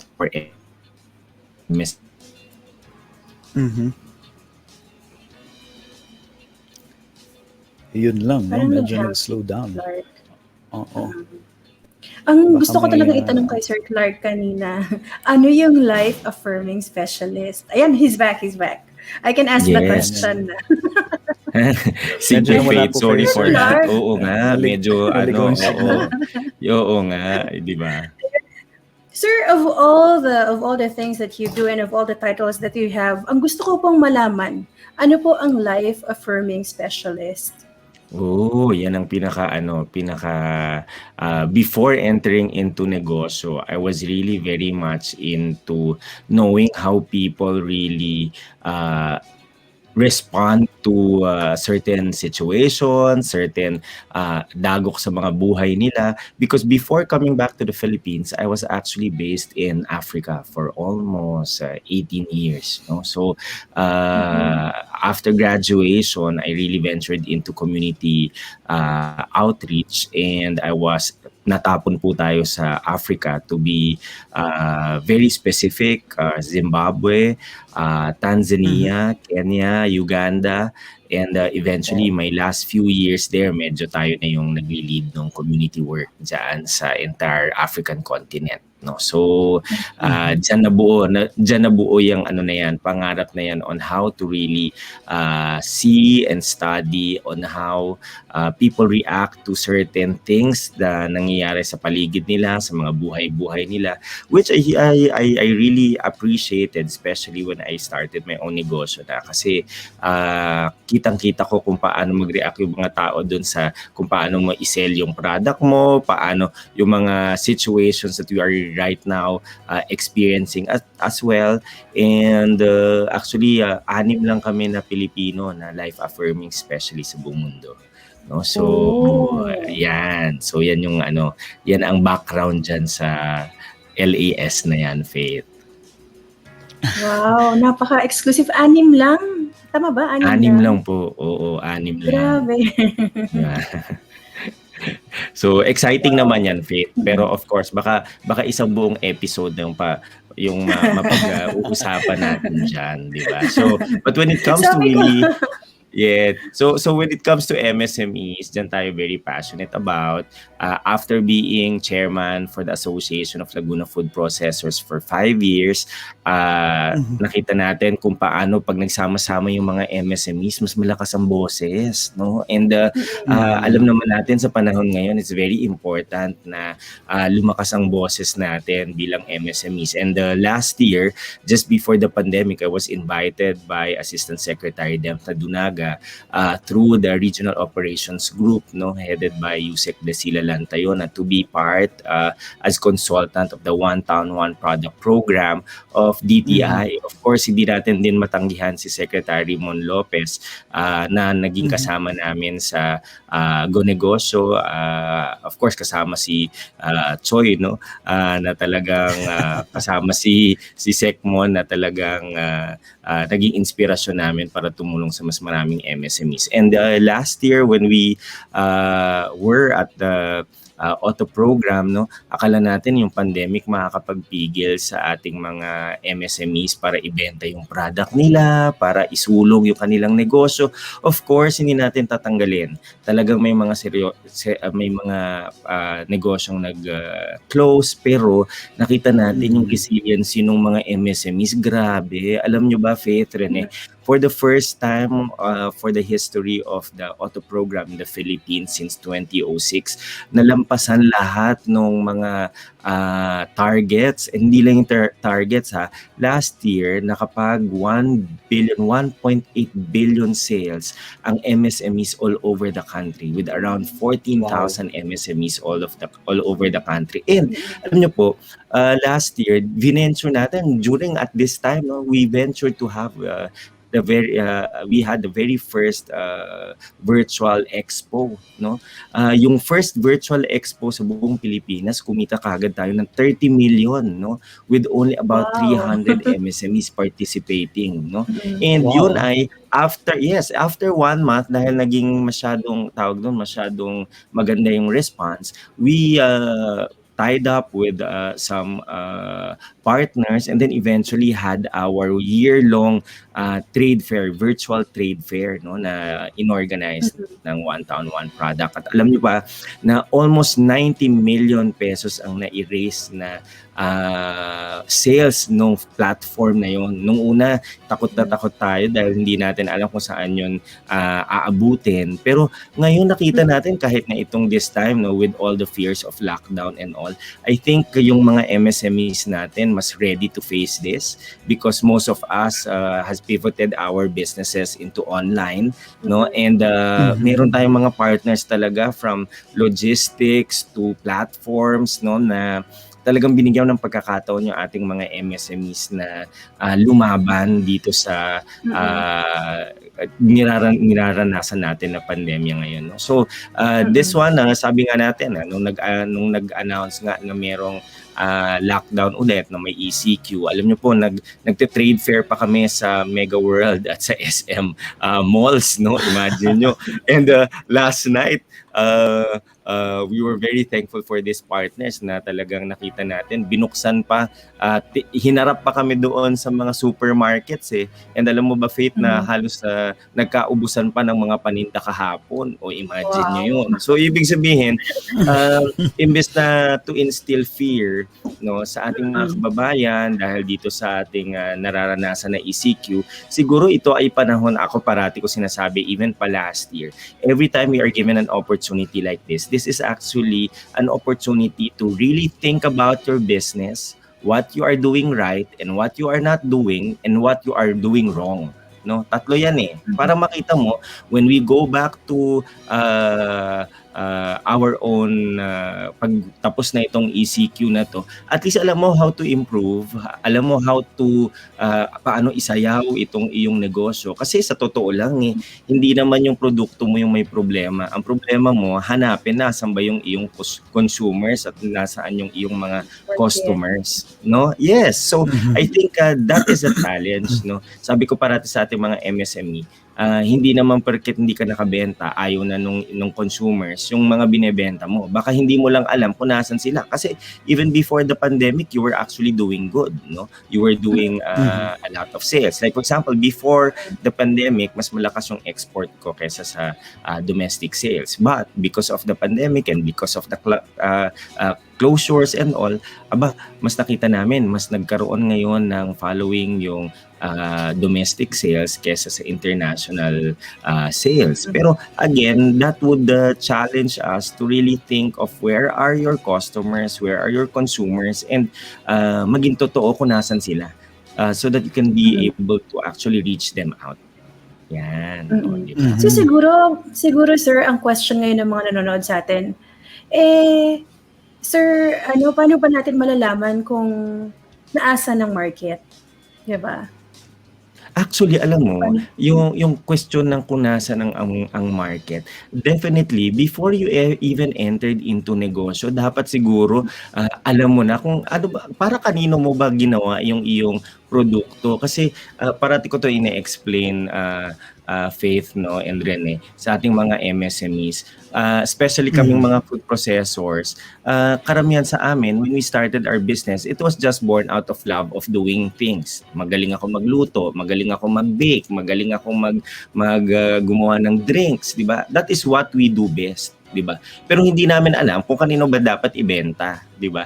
Pero I think right now is that when you enter into that business, even before doing anything, dapat isipin mo kanino mo ba siya ibebenta? Anong klaseng market ang gusto mong pasukin? Do you want to have a niche market? Yan ba ay pang A, pang B, pang C, from DE? So very much important yun kasi para alam natin kung nasan sila. Kasi kung ang iyong market ay masyadong sosyal, nasa A, tapos ikaw nandyan lang sa likod bahay mo, paano naman makikita nila yan, di ba? So, very important yun eh. And babalik at babalikan natin yun. So, I remember when we started with our turmeric, alam namin na yun ay parang merong healing component at para sa mga senior citizen. Alam nyo, we really started selling our products every Saturday. Nandun kami sa Senior Citizens Assembly ng Laguna, dito sa probinsya. Kasi every Saturday, they would actually gather. Pero kasi, without knowing na, I know, sila ang target market ko eh. So kung nasan sila, syempre ako ang kailangan pumunta ron. Hindi ako dapat maghintay na ilalagay ko yan dito sa tindahan ko, ilalagay ko yan dito sa aking area kasi sila ang pupunta rito, no? So at first, especially when you're really starting up, talagang kailangan mo yung habul-habulin, no? Titingnan talaga kung nasan yung market mo at talagang approach them. That is very, very important. Yun.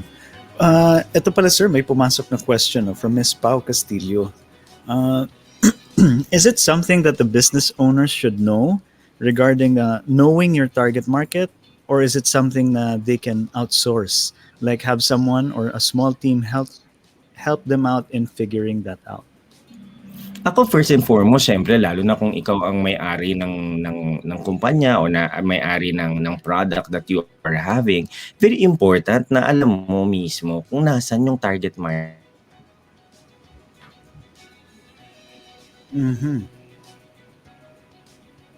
So parang ang sinasabi ni Sir Clarke is dapat ikaw mismo as a business owner should know where your target market is. Ayan na. Ayan, parang nawawala-wala na naman ako, 'di ba? Bakit ba? Sorry naman. Parang obvious na nasa probinsya ako, no? Sorry for that. And Faith. But yeah, kagaya nung sinabi ko, very important lalo na kung ikaw ay owner ng business. Dapat alam mo kung sino yung target market, 'di ba? Kasi very important 'yon. You can actually hire a team to know those facts for you, pero ikaw mismo as business owner, dapat alam mo 'yon on your fingertips talaga, no? Na talagang kung nasan yung mga yan. Kumbaga parang love life yan, 'di ba, Faith? Kung meron kang gusto, dapat alam mo lahat tungkol dun sa iyong minamahal, 'di ba? So, ganyan dapat yung relasyon mo sa iyong customers. Right. Parang mga tanong Diba? bakit Tama lagi talaga. nakalakang Business yan? is a Ayaw niya pabasa. relationship. Diba? Yes, totoo yan. Kasi parati ko nga sinasabi, a lot of times, you don't want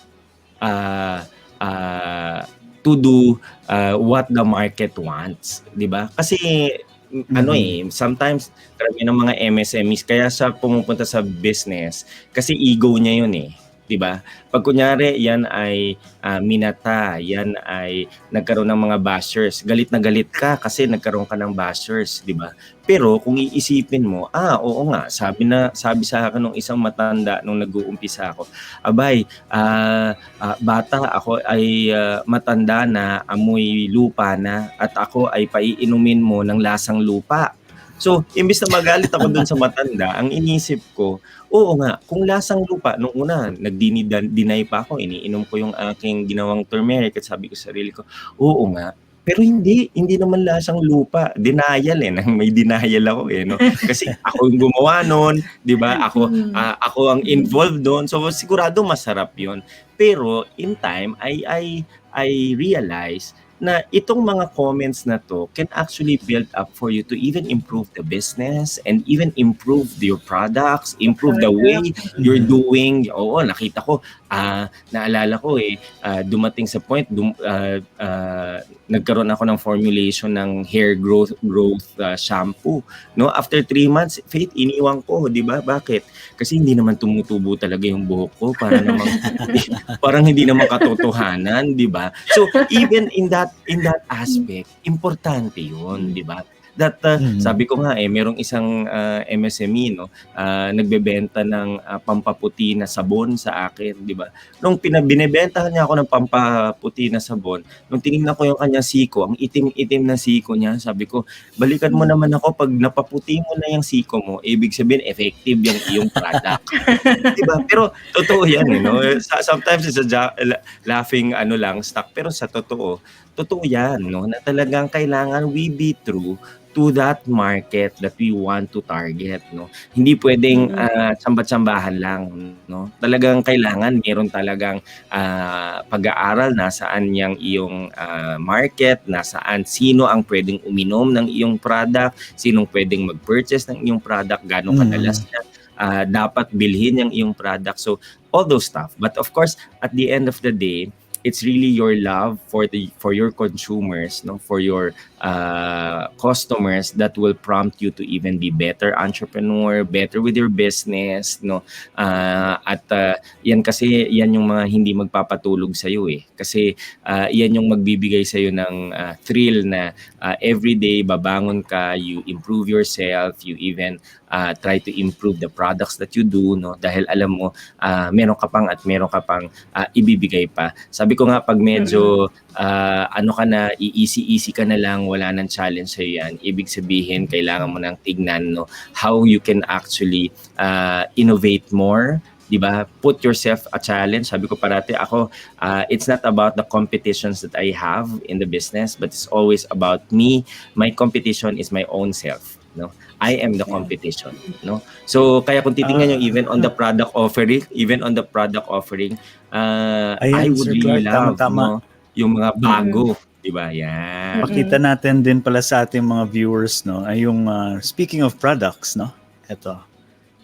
So this is the ano ba to, Sir Clarke? Yes. Ayan, yan po ang ating turmeric, but right now during the pandemic, we wanted to use na the international health benefits of turmeric, which is curcuma, because it has been processed, it has been tested, no? Clinically tested as well, na hindi lang yan basta-basta claim, pero tested yan ng St. Luke's. And yan na rin yung packaging niya from international. So nung nawalan ako ng packaging for our local market, ginamit ko siya. Nagkataon naman, mas pumatok siya. So pinanindigan na namin. Di ba? Yun. So we ito, have sir, our parang pure... apat yung flavor niya. Yes, basically yung pure na turmeric, which is the premium curcuma, and then the coco curcuma, the one with coconut and the curcuma, because curcuma is the curcumin in turmeric, and that is the medicinal value of the turmeric in its form, no? So very important yun. So yan yung tapos yung isa is with lemongrass, para naman yan more on pang relaxant. Yan, di ba? And then of course we also have our dehydrated coconut sap, kasi sa international market medyo allergic yung mga Caucasians tsaka yung mga puti sa word na sugar. Pero coco sugar yan for our own use, di ba? Yan. So, but So then ito, mas matamis. Yes, pero very healthy pa rin, no? So we're helping out our coconut farmers in Sarangani area, no? May 138 coconut farmers tayo dyan na natutulungan natin through marketing their coconut sap. Wow. Yeah. And how about this, sir? Ito naman. Of course. Yan. Alam niyo yung history niyan. Yeah. Black na siya, no? Yes, at ano yan that is naturally fermented, at yan black garlic na yan right now. Ang history niyan is nag-umpisa yan sa Japan. It's an heirloom recipe ng mga Japanese, and then after po niyan, yan po ay in-embrace ng mga South Koreans and ng mga Taiwanese, no? Because it's very healthy. Ang makakapag-surprise lang sa'yo dyan, pag kinain mo, hindi siya lasang garlic, no? Medyo nutty flavor siya, medyo para siyang kastanyas ang dating, no? You can actually make it into pate, you can put it as, it's even healthier than olives, you can put it in your salads, you can even yung talagang kung ayaw mo ng anything else, yan lang mismo ay kainin mo, no? So yan yung mga ways of actually eating it, di ba? One of these days, padalan ko kayo para matikman nyo, kasi ang hirap na i-explain lang, pero once you get to taste it, mas makikita nyo yung difference, no? And you will be the one to actually say it. Now, right now, when we started, we really had garlic from Taiwan kasi mas malalaki. But right now, just before the pandemic last year, we specialized on the Philippine garlic, and that is garlic from Ilocos Norte, garlic from Mindoro, and garlic from Batanes. Each one has a different nutty flavor. Each one has parang ibang texture. Yung merong isa dyan na medyo grainy, yung isa medyo mas pulido, iba-iba. Pero at the end of the day, the same very potent garlic na binigyan ng studies ng Japan, ng Tokyo University, na kung saan nakita nila ang Philippine garlic, when it is actually processed as black garlic, it is 4 times as potent as any other garlic all over the world. So that is our yan ang pinanghuhugutan natin yan, no? So we're very, very proud that is really doing good, and very proud as well na that is one innovation that we were able, 100% Filipino made. Of course, ang technology lang yung galing Japan, but kaya na palang gawin dito. Yan. This is very unique. This is the first time na nakita ko to. Oo. Ayan, Ang sige, alam ko padadala meron ko pa kayo, 'di ba? Magkaroon tayo ng ang parang nakita ko mukbang mga para talagang maganda. Para makita ang natin nakita yung ko mga mga reaksyon. old garlic, ganyan, yung mga iba na yung color. Pero yung old garlic, talagang pinapatanda nila yung garlic. Yun lang ang alam ko. Meron palang black garlic. Yes, ito naman, Faith, ano yan, naturally fermented yan. Kaya lang Mm. dahil it is fermented in a controlled environment, and then at the same time, medyo matagalan yan. Almost 30 days yan na Mm. fine-ferment at dinadry. 1 month. Mm. Yes, oo. So wala talagang Interesting. shortcut yan, but really nice product and a very healthy product at that. Diba? Mhm. Ito, Sir Clarke, Yan, and yung of course next another pioneering is we started the banana chips with salted eggs. Of course, we're in Laguna. We're known for our salted eggs. No, we've Mhm. partnered with our Itlog ni Kuya doing the salted eggs, the best salted eggs here in Laguna. Yan po ay pinupulverize namin at yan ay ini-integrate namin doon sa aming banana chips. And that banana chips with Wow. salted eggs, yan po before the pandemic, we were already in partnership with tayo po ang nag-e-export sa China for that. No? So imagine. So yan ay hindi synthetic yung salted eggs niyan. Talagang all natural yung salted eggs na yan na talagang pinapowder natin. Di ba? And then of course we have other varieties for that. Yung natural fried lang, yan ay vacuum fried. So ibig sabihin wala pong natanggal lahat ng mga oil niyan. So very healthy. We're really into healthy product na line na pinanindigan na po. Yan, di ba? Sabi kagaya nung sinabi ko po when we started, ang target po namin ay mga senior citizen. So hindi naman nagbago yun. Actually, sila pa rin ang number one market namin. No? But of course, right now, we know when we started that company, Makiling Organics is now a family corporation headed by my wife.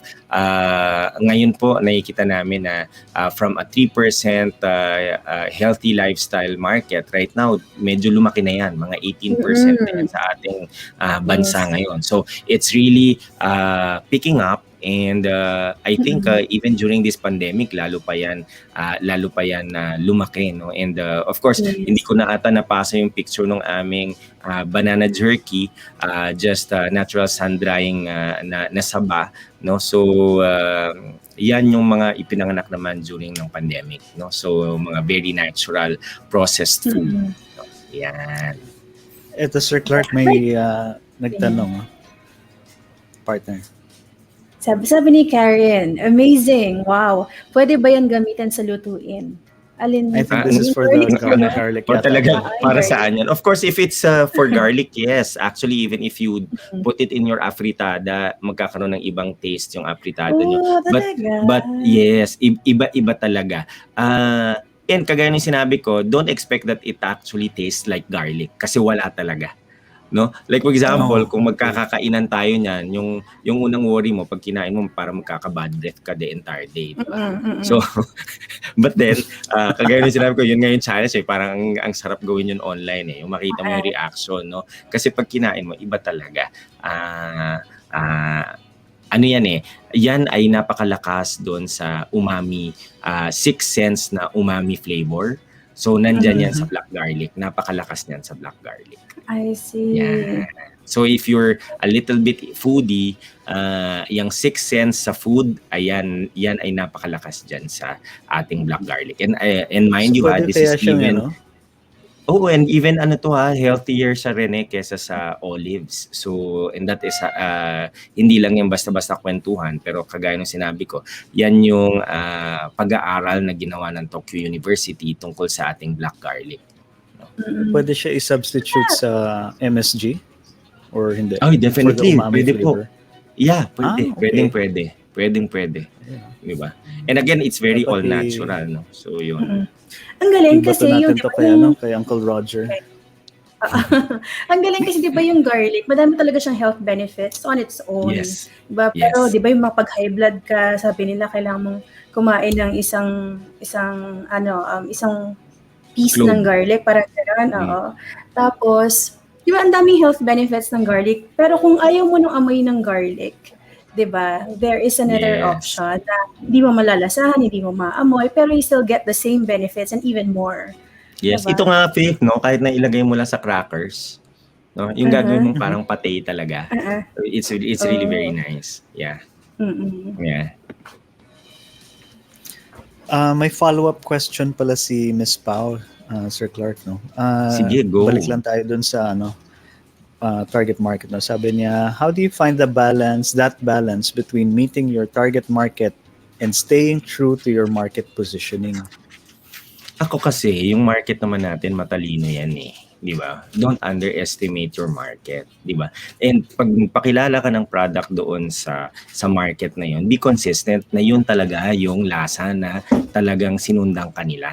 Di ba? Kasi minsan may tendency, pag medyo a little bit successful ka na, medyo nag-iiba ka na ng konti doon sa iyong mga ingredients. No? Medyo nagtitipid ka na ng konti kasi you want more tawag dito, profit, di ba? Pero ako, like for example, when I started this almost 10 years ago na, di ba, hindi kami nagpalit-palit ng formulation. And even yung price, kung ano yung price namin 10 years ago, it is the same price up to this time. No? Ang pinakamaganda dyan, because we already now tried to connect directly to farmers, no, of turmeric and of garlic. So wala nang mga middleman. So yung even cost ng processing it, the cost of processing it, did you know that the Association of Laguna Food Processors was granted by DTI and DOST with equipments, no, the latest food processing equipments, no. Nandyan yan sa ating partner sa Laguna State Polytechnic University that we call the Calabarzon Food Solutions Hub. No? So kung ikaw ay processor, dadalhin mo yung produkto doon, pwede mo siyang i-process. If 80% of your process has been made there, paglabas ng iyong produkto, pwede mo nang gamitin yung FDA ng facility. No? So imagine mo, very helpful yun para sa ating mga maliliit na mga negosyante, no? That for the first 3 years of their existence, kaya nilang i-institutionalize yung kanilang production. No? And in a way, kahit pa paano, imagine nyo, before that shared service facility, may process for the juicing ng aking turmeric. Ang binabayad ko doon sa aking manufacturing cost was 1,000 pesos per kilo. Imagine mo per kilo output. Alam mo, because of the shared service facility of DTI and DOST, ngayon ang cost ko lang 333 pesos per kilo. Wow. O imagine nyo, ang layo nun, di ba? Yes, ang laki nun. And it's really, yes, and it's really a big help. Kaya ako talagang medyo nakita na atin kung paano maging may saysay yung serbisyo ng ating gobyerno para sa ating mga MSMEs. Totoo pala yun. Pero kasi, kailangan bilang private sector, we can really voice out our needs, no? Together, hindi pwede yung isa-isa, medyo patse-patse. Kailangan medyo focus tayo kung saan natin gustong gawin at anong gusto natin gawin doon sa support sa atin ng gobyerno. And ako, nakita ko talaga yan all throughout my entrepreneurial journey for the past almost 8-9 years. No? So, napaka-importante nung mga tulong na yun kasi talaga makita mo hindi tayo nag-iiba ng presyo pero at the same time lumaki palalo yung ating kinikita, no, because of that intervention. Sir, na-mention niyo po yung entrepreneurial journey po ninyo. So, paano po ba nag-start? Paano kayo napasok sa business and sa pagbe-business po? O di ba ang haba ng istorya na yan, but I want to cut it short. No? Sige po. We were living a simple life kami ng asawa ko, no, having an 8 to 5 job, but eventually kasi when we had our third kid and our first son, no, babae lalaki kasi kami, no. Right now we have 4 kids, no. We needed to really do something because he was diagnosed with a very special heart condition, no, that only affects 1 in every 5 million kids around the world, and only 2% survives that open heart surgery. And at the end of the day, that kind of surgery hasn't been done in the Philippines, no. So And the first open heart surgery, the doctor told us we need to actually have 3 million for that first open heart surgery, and we need to raise that up in the next 6 months. No? Naalala namin na yung unang pera lang namin, nung tinignan namin yung savings namin, abay 10,000 pesos lang yung savings namin. Hindi namin alam sa naaabutin yun. No? But that prompted us to really think of ways how to have additional income, no, hanggang eventually from one negosyo to the other, medyo sinuwerte tayo. Eventually nagkaroon kami ng maliit na turo-turo dyan sa may Robinson's forum dyan sa Mandaluyong, and then from there, after doing it of 3-4 years, di ba? So after doing it for almost 4 years, di ba, ano lang, yung paglabas mo ng supermarket, kami kagad sa 9 square meter food stall, no? We were the very first food stall doon, no? Imagine mo, may 36 na call centers dyan sa area na yan, eh, no? So hanggang eventually we also had an opportunity to cater na to a big airline company with about 3,000 employees, no? So diyan kami nag-umpisa, and then of course starting it, hindi naman yan overnight, talagang pareho pa kami may trabaho. We would wake up at 3 o'clock in the morning dahil kaming bibili ng misis ko would always split up, siya yung sa vegetables, ako sa meat section, no? Tapos magkita na lang kami. So all of those, and then after doing it for 4 years, we thought of ourselves na medyo nakakapagod na to, but at the end of the day, we wanted to find a product that we can manufacture and then we can really sell, no? So nagkataon lang, tayo ay may background din na ipinanganak tayo sa Zamboanga, and then eventually we had an opportunity to process the turmeric. That's why we were the very first company to process the turmeric in the Philippines,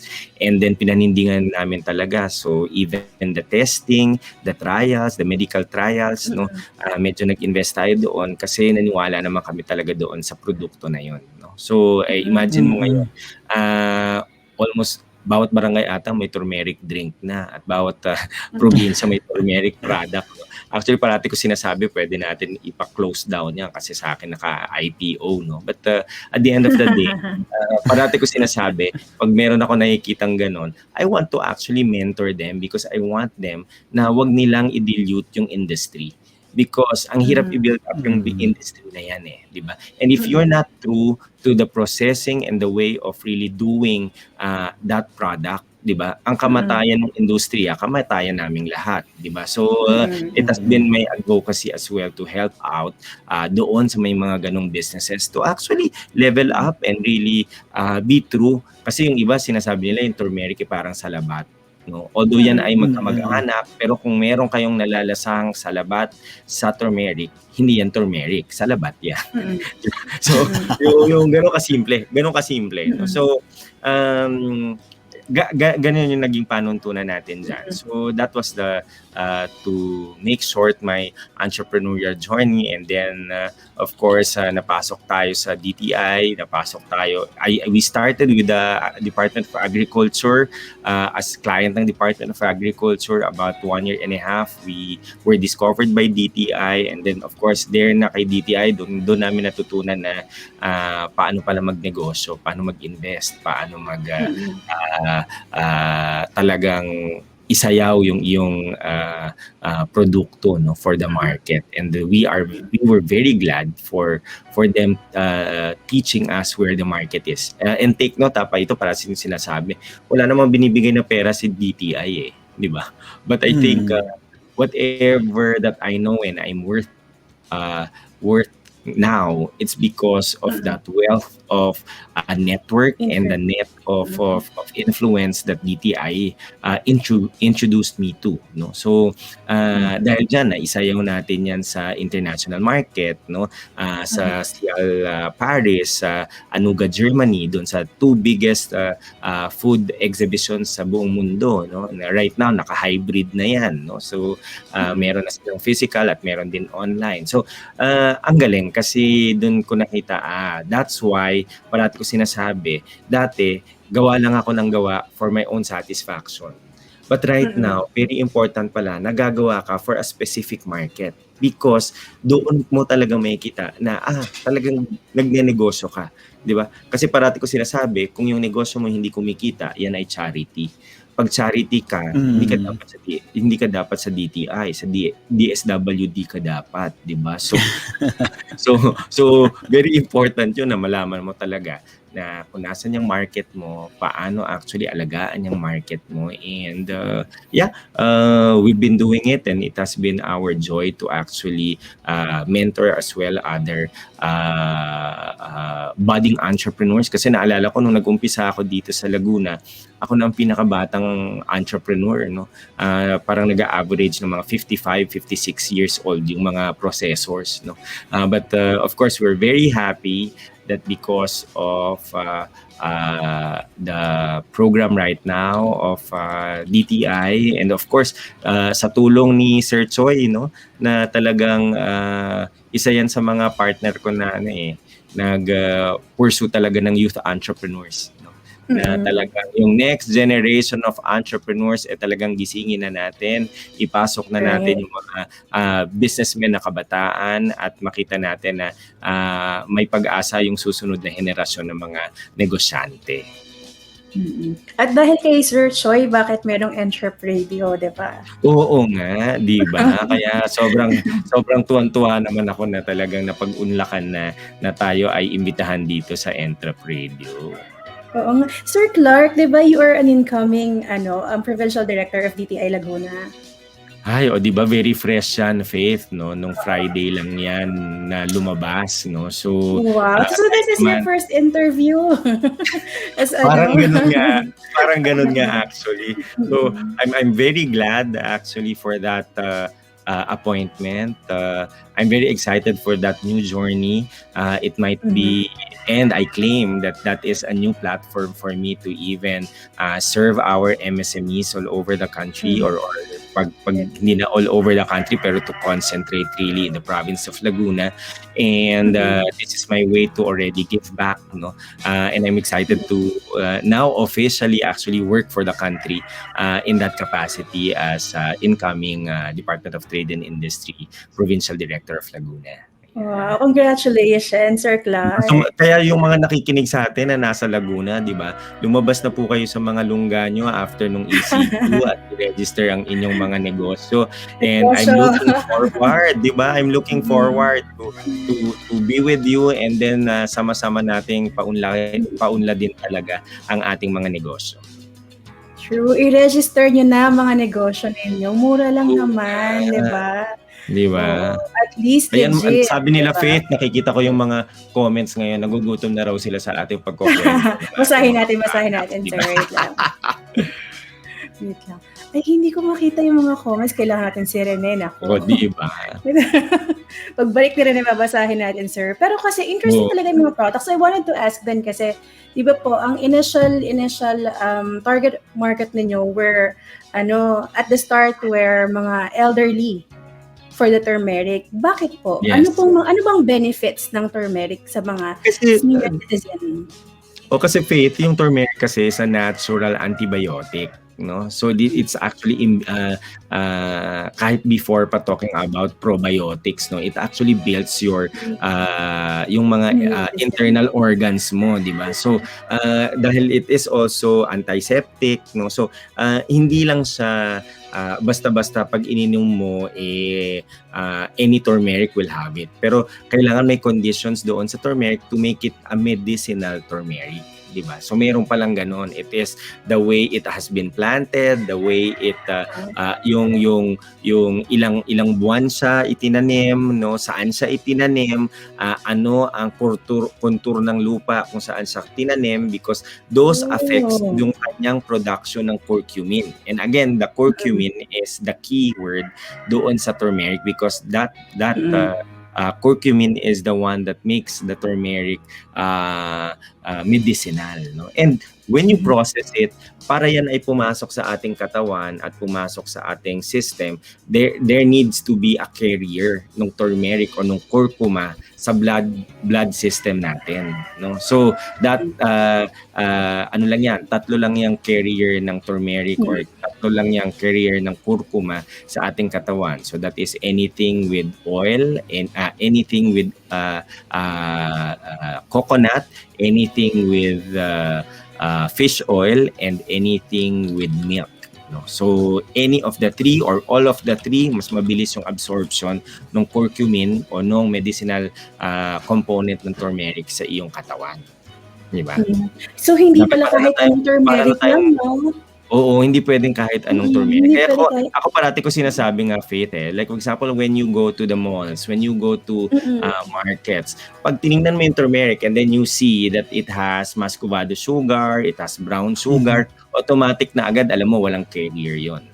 No? So, pag tinanong mo yung nagbebenta, ilang buwan na yung turmeric mo bago pinroses, ay hindi ko po alam, ma'am. Kasi binili lang namin sa palengke. No? So doon pa lang makikita mo na it has just been, parati ko sinasabi, it's just the pukpuk-piga processing. No? So, and kaya minsan, sabi ko nga, kung kayo ay maninindigan doon sa inyong market at yan ang produkto, kasi ang problema dyan, of course, marami nang gumaya. Diba? Alam mo naman sa atin, diba? Pag nakita siya at nabibili, di kanya-kanya ng gaya without really actually looking into bakit ba yan naging maganda, bakit ba yan, minsan karamihan nga sa atin tinitingnan na lang sa internet kung ano yung benefits ng product, pero hindi naman talaga yun yung processing ng kanyang product, di ba? Ay, ito nga parati sinasabi, pag yung product nilagyan mo ng no therapeutic claim, doon pala magtaka ka na.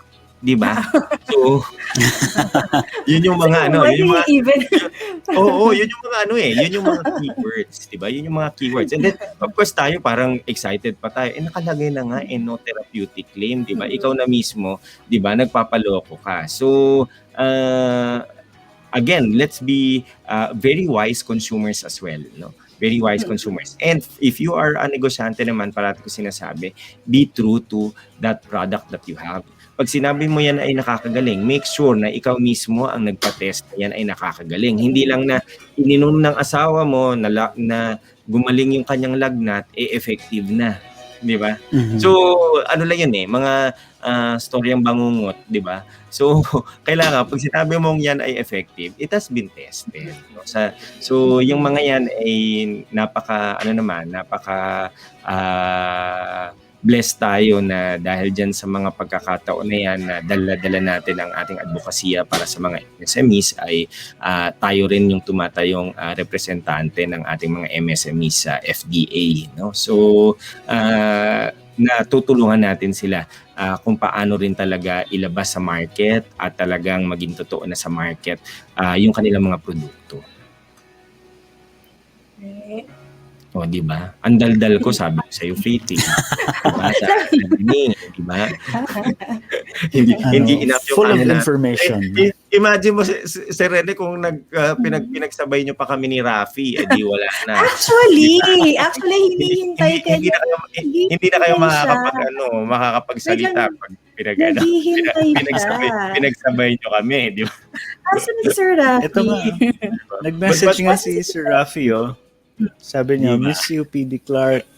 Di ba? So, excited tayo dyan. Oo nga, nakita ko yan. Di ba? Isang kaibigan din talaga yan si Raf. And of course, excited kami for Laguna dahil nasa Laguna yung kanyang nasa Santa Rosa. Sabi niya actually, he wanted to join us. Kasi he wants to congratulate you personally. Thank you. Asan Sir Rafi? Diba? Baka nandiyan pa, nakikinig lang. Sir Rafi, asan ka? So yun. Diba sabi ni Ma'am Karen, I actually love making golden milk and turmeric is its key ingredient. Diba? Karen, bibigyan kita ng tip. Lagyan mo pa yan ng nutmeg, napakasarap. Nutmeg. Ayan, Karen, pa ng ng tips. Ayan. Sir, dahil nga, you were talking about na you're an incoming Provincial Director of Laguna, di ba? So, ano po mga plans? DTI Ano Laguna. mga pwede nyo lang pwede nyo lang i-share? Baka Well, meron actually, pa- Faith, hindi naman. Sabi ko nga, syempre, I don't know what to expect. Sabi ko, hintayin ko lang kung pagka oath taking during the briefing, I know more kung anong pwede natin gawin doon or ano ang pwede natin contribute. But I guess one thing that I will be bringing in is that definitely yung aking experience bilang isang negosyante na paano tulungan yung ating mga budding entrepreneurs, no, magiging key talaga na take away sa aking pamumuno siguro yun doon sa Laguna. And then at the same time, of course, being a very critical consumer at that, no, na pangalagaan din natin talaga ang ating mga consumers, lalo na ngayon yung ating consumer safety is very very important. So yung mga experiences natin yan yung gusto natin dalhin sa ating pamumuno sa DTI Laguna. And of course, I'm very very thankful for Secretary Mon Lopez for really believing in me as well, and of course the regional operations group headed by Yusek Desila Lantayona, and a very special thank you kay Assistant Secretary Demta Dunaga na talagang I've been working with sa One Town One Product, and of course dito sa Laguna, dito sa Calabarzon, hindi matitinag ang suporta ng aming regional director na si Ma'am Marilu Toledo, no. So talagang napaka-helpful, and alam ko po na sa aking pagpasok sa DTI Laguna talagang yung mga leaders na yan ang magiging sandigan at mga examples ko sa public service, no. So I'm very very excited for it, and of course I'm more than excited for our MSMEs kasi sabi ko nga ang buhay natin has been defined with our advocacy of really championing the homegrown entrepreneurs. No, na kung saan actually yan yung naging sandigan ng ating unang libro, no. Yung ating unang libro ay nakita natin yung mga tinulungan nating MSMEs na sa isang taon pwede palang maging milyonaryo, no. So imagine nyo yan, these are true stories of entrepreneurs from all walks of life, no, from PWD to senior citizen to a youth entrepreneur to an entrepreneur who has been doing business for quite some time. Alam niyo po, nung yan ay nakasama natin sa pag-mentor ay nakamit nila ang kanilang first million in just 1 year, o di ba? At of course napaka-thankful tayo at alam natin birthday ng ating Pangulong Duterte din ngayon, no. Nakita niya na tayo yung kauna-unahang mentee turned mentor from and born in Mindanao. Siya po ang sumulat nung dedication din sa likod. Oo, so napaka-privileged tayo niyan. And I'm looking forward actually to have my second book, no. Hopefully before June siguro mailabas na natin yan. Yun naman ay istorya ng resiliency ng ating MSMEs that what the pandemic cost them, that posible na during ng pandemic pwede palang maging milyonaryo kung alam mo kung nasa lugar. So imagine mo. Nasa Lazada ba yan, sir? O, di ba? Actually, right now, yan ay nakuha na ng National Bookstore for second print. Okay. Yeah, empowered. Ang hina ng book partner ha. Presidente lang naman ang naglagay ng dedication. Mahina. Di ba? At ano yan, Faith, na-surprise ako because I didn't know about it. Yung pala, na nakwento sa kanya nung aking isang mentee, Sir Loloy, na taga Osamis, no, na Aloran Cookies yung kanyang product. Nakwento niya kay Presidente, nagkaroon siya ng isang pagkakataon na makita ang Presidente. Siya ang leader ng mga PWD na entreps dyan sa Osamis, no?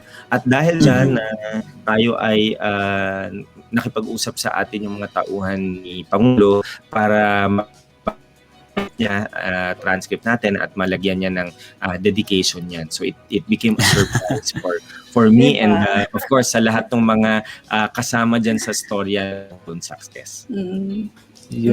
Naku sir, alam mo, sobrang congratulations po talaga for being the incoming, 'di ba, Provincial Director of DTI Laguna. So sir, alam mo, ang EntrepRadio is always open for entrepreneurs, especially in Laguna dahil friend natin yung DTI, di ba? Provincial. Of course, gawin natin project yan. Let's tie up and then maybe we can have a series of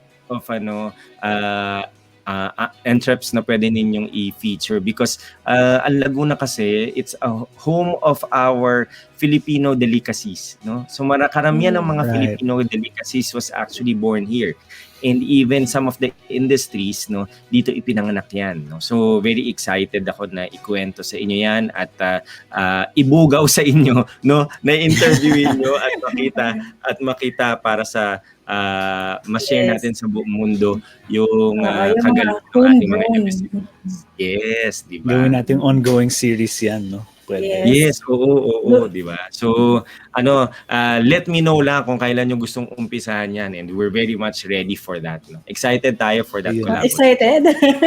Di ba may first project na kagad? Oo, di ba? Dahil dito sa EntrepRadio, may project. May puso. Ang pagnenegosyo.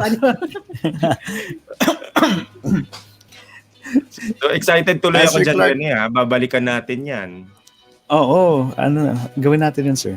Mukhang very informative, marami tayong matutulungan yan. Yes, oo. Tapos, sir, baka meron din kayo palang gusto pang last na i-share sa ating mga the younger generation, no, ng mga entrepreneurs. Gusto ko lang sabihin right now, no, ang dami na ng ating mga mentors who continue to actually help out our budding entrepreneurs and yung ating mga nagsisimula ng mga negosyante, no. Kumatok lang po kayo sa pintuan ng DTI at ang ating mga mentors ay nandyan at napakarami po namin na patuloy na gusto na makita na lumaki po ang inyong mga businesses at hindi lang po yun. Sabi ko nga, nung nag-umpisa akong mag-business dati, kailangan pang magbayad ng mga consultant, no?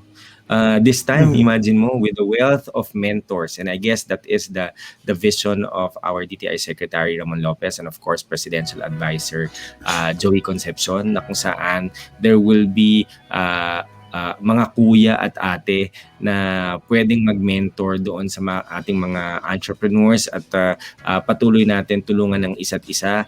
Pag tayo ay magsama-sama, definitely alam natin mas kaya nating bumangon ng mas malakas, bumangon ng mas mabilis at of course alam natin at this time we want everyone to be safe. Yun. Yan. So, sir, thank you. Sir Clarke, thank you very much sa information na yan. Talaga nakaka-inspire, no? Lalo na alam natin na meron na tayong malalapitan. Hindi tulad dati talagang mga ngapaka, wala pang internet ng mga panahon na yon. Ngayon, meron na medyo. Pero iba pa rin kasi pag may coach ka, kumbaga, may mentor ka na, madali kausapin, madali magtanong, hindi ka mahihiya. Mag-English ba ako? Tatagalog ba ako? Maintindihan ba niya ako? Hindi, di ba? So, and it's very, very relevant sa society natin, meaning kasi yung ibang mga mentors na kilala natin nasa States, like business mentors, like, diba? At least ito sa atin local and very, very relevant siya. So yun. Partner, ikaw? Very accessible pa talaga, diba? It's just one message away, diba? Nako, nakakatuwa. Excited talaga ako dun, partner, sa sa ating collaboration with DTI Laguna, diba? With Sir Clarke. Yes. So yun. Sir, if people would want, ang dami nagtatanong kanina, paano mahanap yung mga products mo? So ngayon, actually, hindi lang ang nakikita nyo lang po comments eh. Pero yung group chat namin, ang daming katanong, saan ang Facebook, asan yung ganito, asan yung link. Sandali lang, kalma. Eto na. Papakita na namin. Oo nga, ayan, di ba? Sige, for those naman who wants to reach us, of course, nandyan yan, no, sa social media, you can actually reach out yung Association of Laguna Food Processors.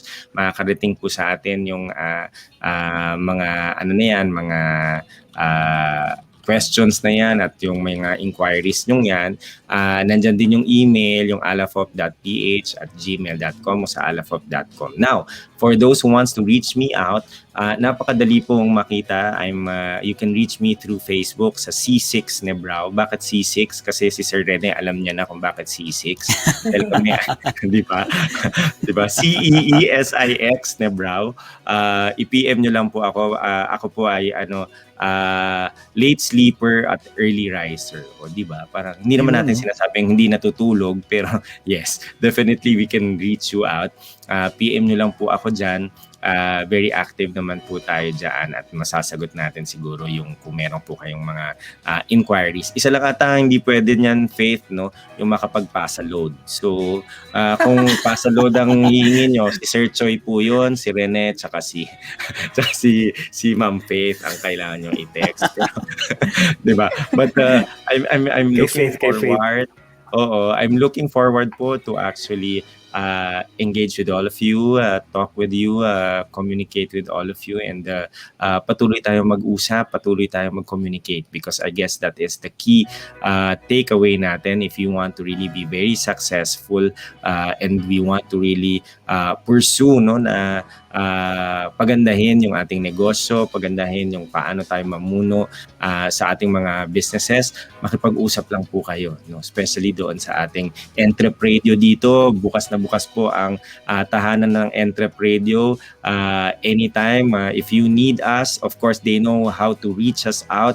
Grabe yung network nito si Sir Choi, tsaka ni Rene, tsaka ni Faith, no? Yan yung mga number 1 na taga-bugaw namin na pwedeng tumulong sa ating mga gustong magnegosyo sa buong Pilipinas. And of course, isang special na panawagan pag kayo'y nasa Laguna, give us a call and definitely we will be there. No? Kung titingnan niyo yung pangalan kong yan at gmail.com, yan yung aking personal email. Ayan, o di ba? Para you can reach me out as well on a personal note, just email me and I will be very glad to actually respond to your questions or to your inquiry. Yan. Ayun, no? Direct inquiries, direct messaging. Yes. Okay, Sir Clarke. And we are looking forward talaga to having you back, sir. And next time pag-uusapan natin love life mo, ha? Sige, dali. Pero alam mo, sir, itong EntrepRadio talaga, ni-revive talaga to dahil nga nakita natin yung resilience ng ating mga negosyante. Kaya talagang we're looking forward to, hindi lang Laguna, we would love to partner with DTI talaga. Yun, actually, sobrang tayong excited dyan eh. Yung mastermind natin na si Sir Choi, ang daming pang i-offer yan eh. So, kaya daming bala. Kaya nga hindi ako hindi dyan eh. Diba? Thank you so much, sir. We know you're so busy much for your time. Ayan. Maraming Sir Clarke, salamat. And enjoy your Sunday. Be safe this week. Of course, it's ECQ for our NCR bubble and most of the Calabar Zone areas. Let's take this time to actually take a break and say our blessings to our God, and also a time to really look into ourselves, into our mga negosyo natin, kung paano pa natin pagbutihan yan at how we can reach more MSMEs at makatulong sa ating bayan. Maraming salamat sa inyo. Thank you, Sir Clarke. Salamat, Sir Clarke. Thank you for that message. No? Thank you po. Ayun. Oops. Okay. So, yun, no? Very, very informative, no? Ang dami natin natutunan. Especially ako, yung nagulat ako dun sa black garlic. Parang, meron pala nito. Tapos, of course, yung sa turmeric. I've tried that before, pero maganda nga din, no? Na-share din yung kay Karen, yung sa dagdagan daw ng nutmeg, no? Baka mas potent yun and mas masarap. Pero as always, ako siguro yung mga wisdom talaga ng ating mga entrepreneurs, yun talagang highlight ng EntrepRadio eh. Yung mga years of experience nila na sinishare nila sa atin. Nakaka-inspire, nakaka-motivate, diba? Hi. So, pero I'm also looking forward to that, yung gagawin natin with Sir Clarke. Tuloy natin yan. Pasok natin siya sa added learning, no, sa Entrep Academy. Okay. So yun. Asa na tayo ngayon? Nandito pa rin sa EntrepRadio. Online. Online. EntrepRadio Online. And he's back. And we're back. Hello. I did not receive an intro. Hey, guys. Kasi gusto ka namin i-surprise. Appreciate the surprise, guys. Not my birthday, but hello, everybody. This is Mr. Entrepedia back at it with our third and final Entrepedia tip. So OPCs are convertible to regular corporation and vice versa. So the revised corporation code in the Philippines provides that a one-person corporation in the Philippines could be converted to a regular corporation upon notice to the SEC within 60 days from the circumstances leading to conversion and compliance with such requirements for stock corporation. On the same manner, a regular corporation may be converted to a one-person corporation in the Philippines when a single stockholder of a regular corporation acquires all of the shares of stock in application for one-person corporation in the Philippines with the SEC. In both instances of conversion, the SEC shall issue a certificate of filing amended articles of incorporation, and the converted entity would be legally responsible of the outstanding liabilities as of the conversion. So, that was our third Entrepedia tip. OPCs are convertible to regular corporation and vice versa. You know. What's your take on this, Chase? Right. So, being an OPC, you're essentially a one-person corporation. So, what's the difference between an OPC, a one-person corporation, and a regular corporation? So, the definition of a corporation is a form of business operation that declares the business as a separate legal entity guided by a group of officers known as the board of directors. So that is a regular corporation. Whereas an OPC is led by only one shareholder. So what about this tip? So being able to switch a corporation that has the ability to switch between as needed from an OPC to a regular corporation allows for the corporation to legally continue operating between having one shareholder or having a board of directors. So what does this mean? This enables the business to navigate between the less risky but more simpler world of being an OPC, while also enabling access to the more risky world of regular corporations, where you will be having a board of directors or business partners and the potential to be exposed to larger opportunities to make profit and social change. So yeah, it allows the corporation to survive regardless of the ones on top. So those are my thoughts Yun. on it. Yeah.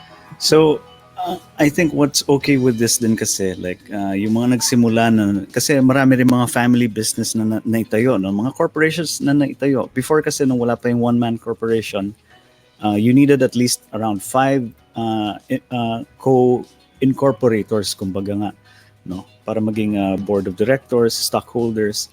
So, ang ginagawa dati kasi, ipapasok mo yung mga kamag-anak mo, asawa mo, mga anak mo, mga kapatid mo, just to be part of the corporation, pero ikaw lang naman talaga ang nagpapatakbo. Ikaw lang humahawak ng nagma-manage, kumbaga. Now we're trying to take that out, no, yung problema na ganun na apparently hindi naman kailangan nang ipasok yung ibang tao kung hindi, wala naman talaga silang parte sa korporasyon, no? So if you have a corporation na ganun ang setup, you can convert your regular corporation into a one-man corporation, diba? And continue the business, same name, same everything, just go with the documentation and the formalities, no? Then operate as usual. Yes, that is so correct. Which I think is a good thing, no? And if ever nga na lumaki na yung corporation mo, your one-man corporation, then you can convert it naman to a regular corporation, no? Kasi if you're a one-man corporation, di ba, Chase, meron yun dapat ilalagay na parang suffix sa dulo ng company name? Yes. It's like OPCs are depending on OPCs have a certain suffix that they add. What was it? Yeah, yun nga, nakalimutan ko din. Yeah. Yeah, pero I remember you have to name it differently lang pag if it's a one-man corporation. Mm-mm. Parang pag OPC, limited I liability believe, corporation, yeah. may It's just OPC, OPC. diba? Yeah. Oo. Instead na LLC, limited liability corporation, this is a OPC. So yon. Okay. Thank you, Chase, for that information. And now we'll be having our next guest. Actually, not next guest. Our next segment, which is what, Chase? Which is this was the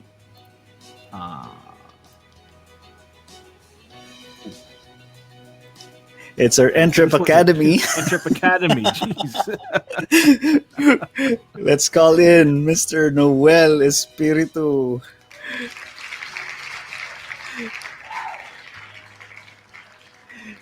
Ayan. Hey, Noel. Hello, magandang hapon, Sir Chase. Magandang hapon, Sir Rene.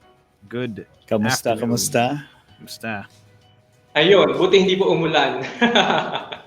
Yes, buti na lang, Kasama no? ko si Ma'am Faye.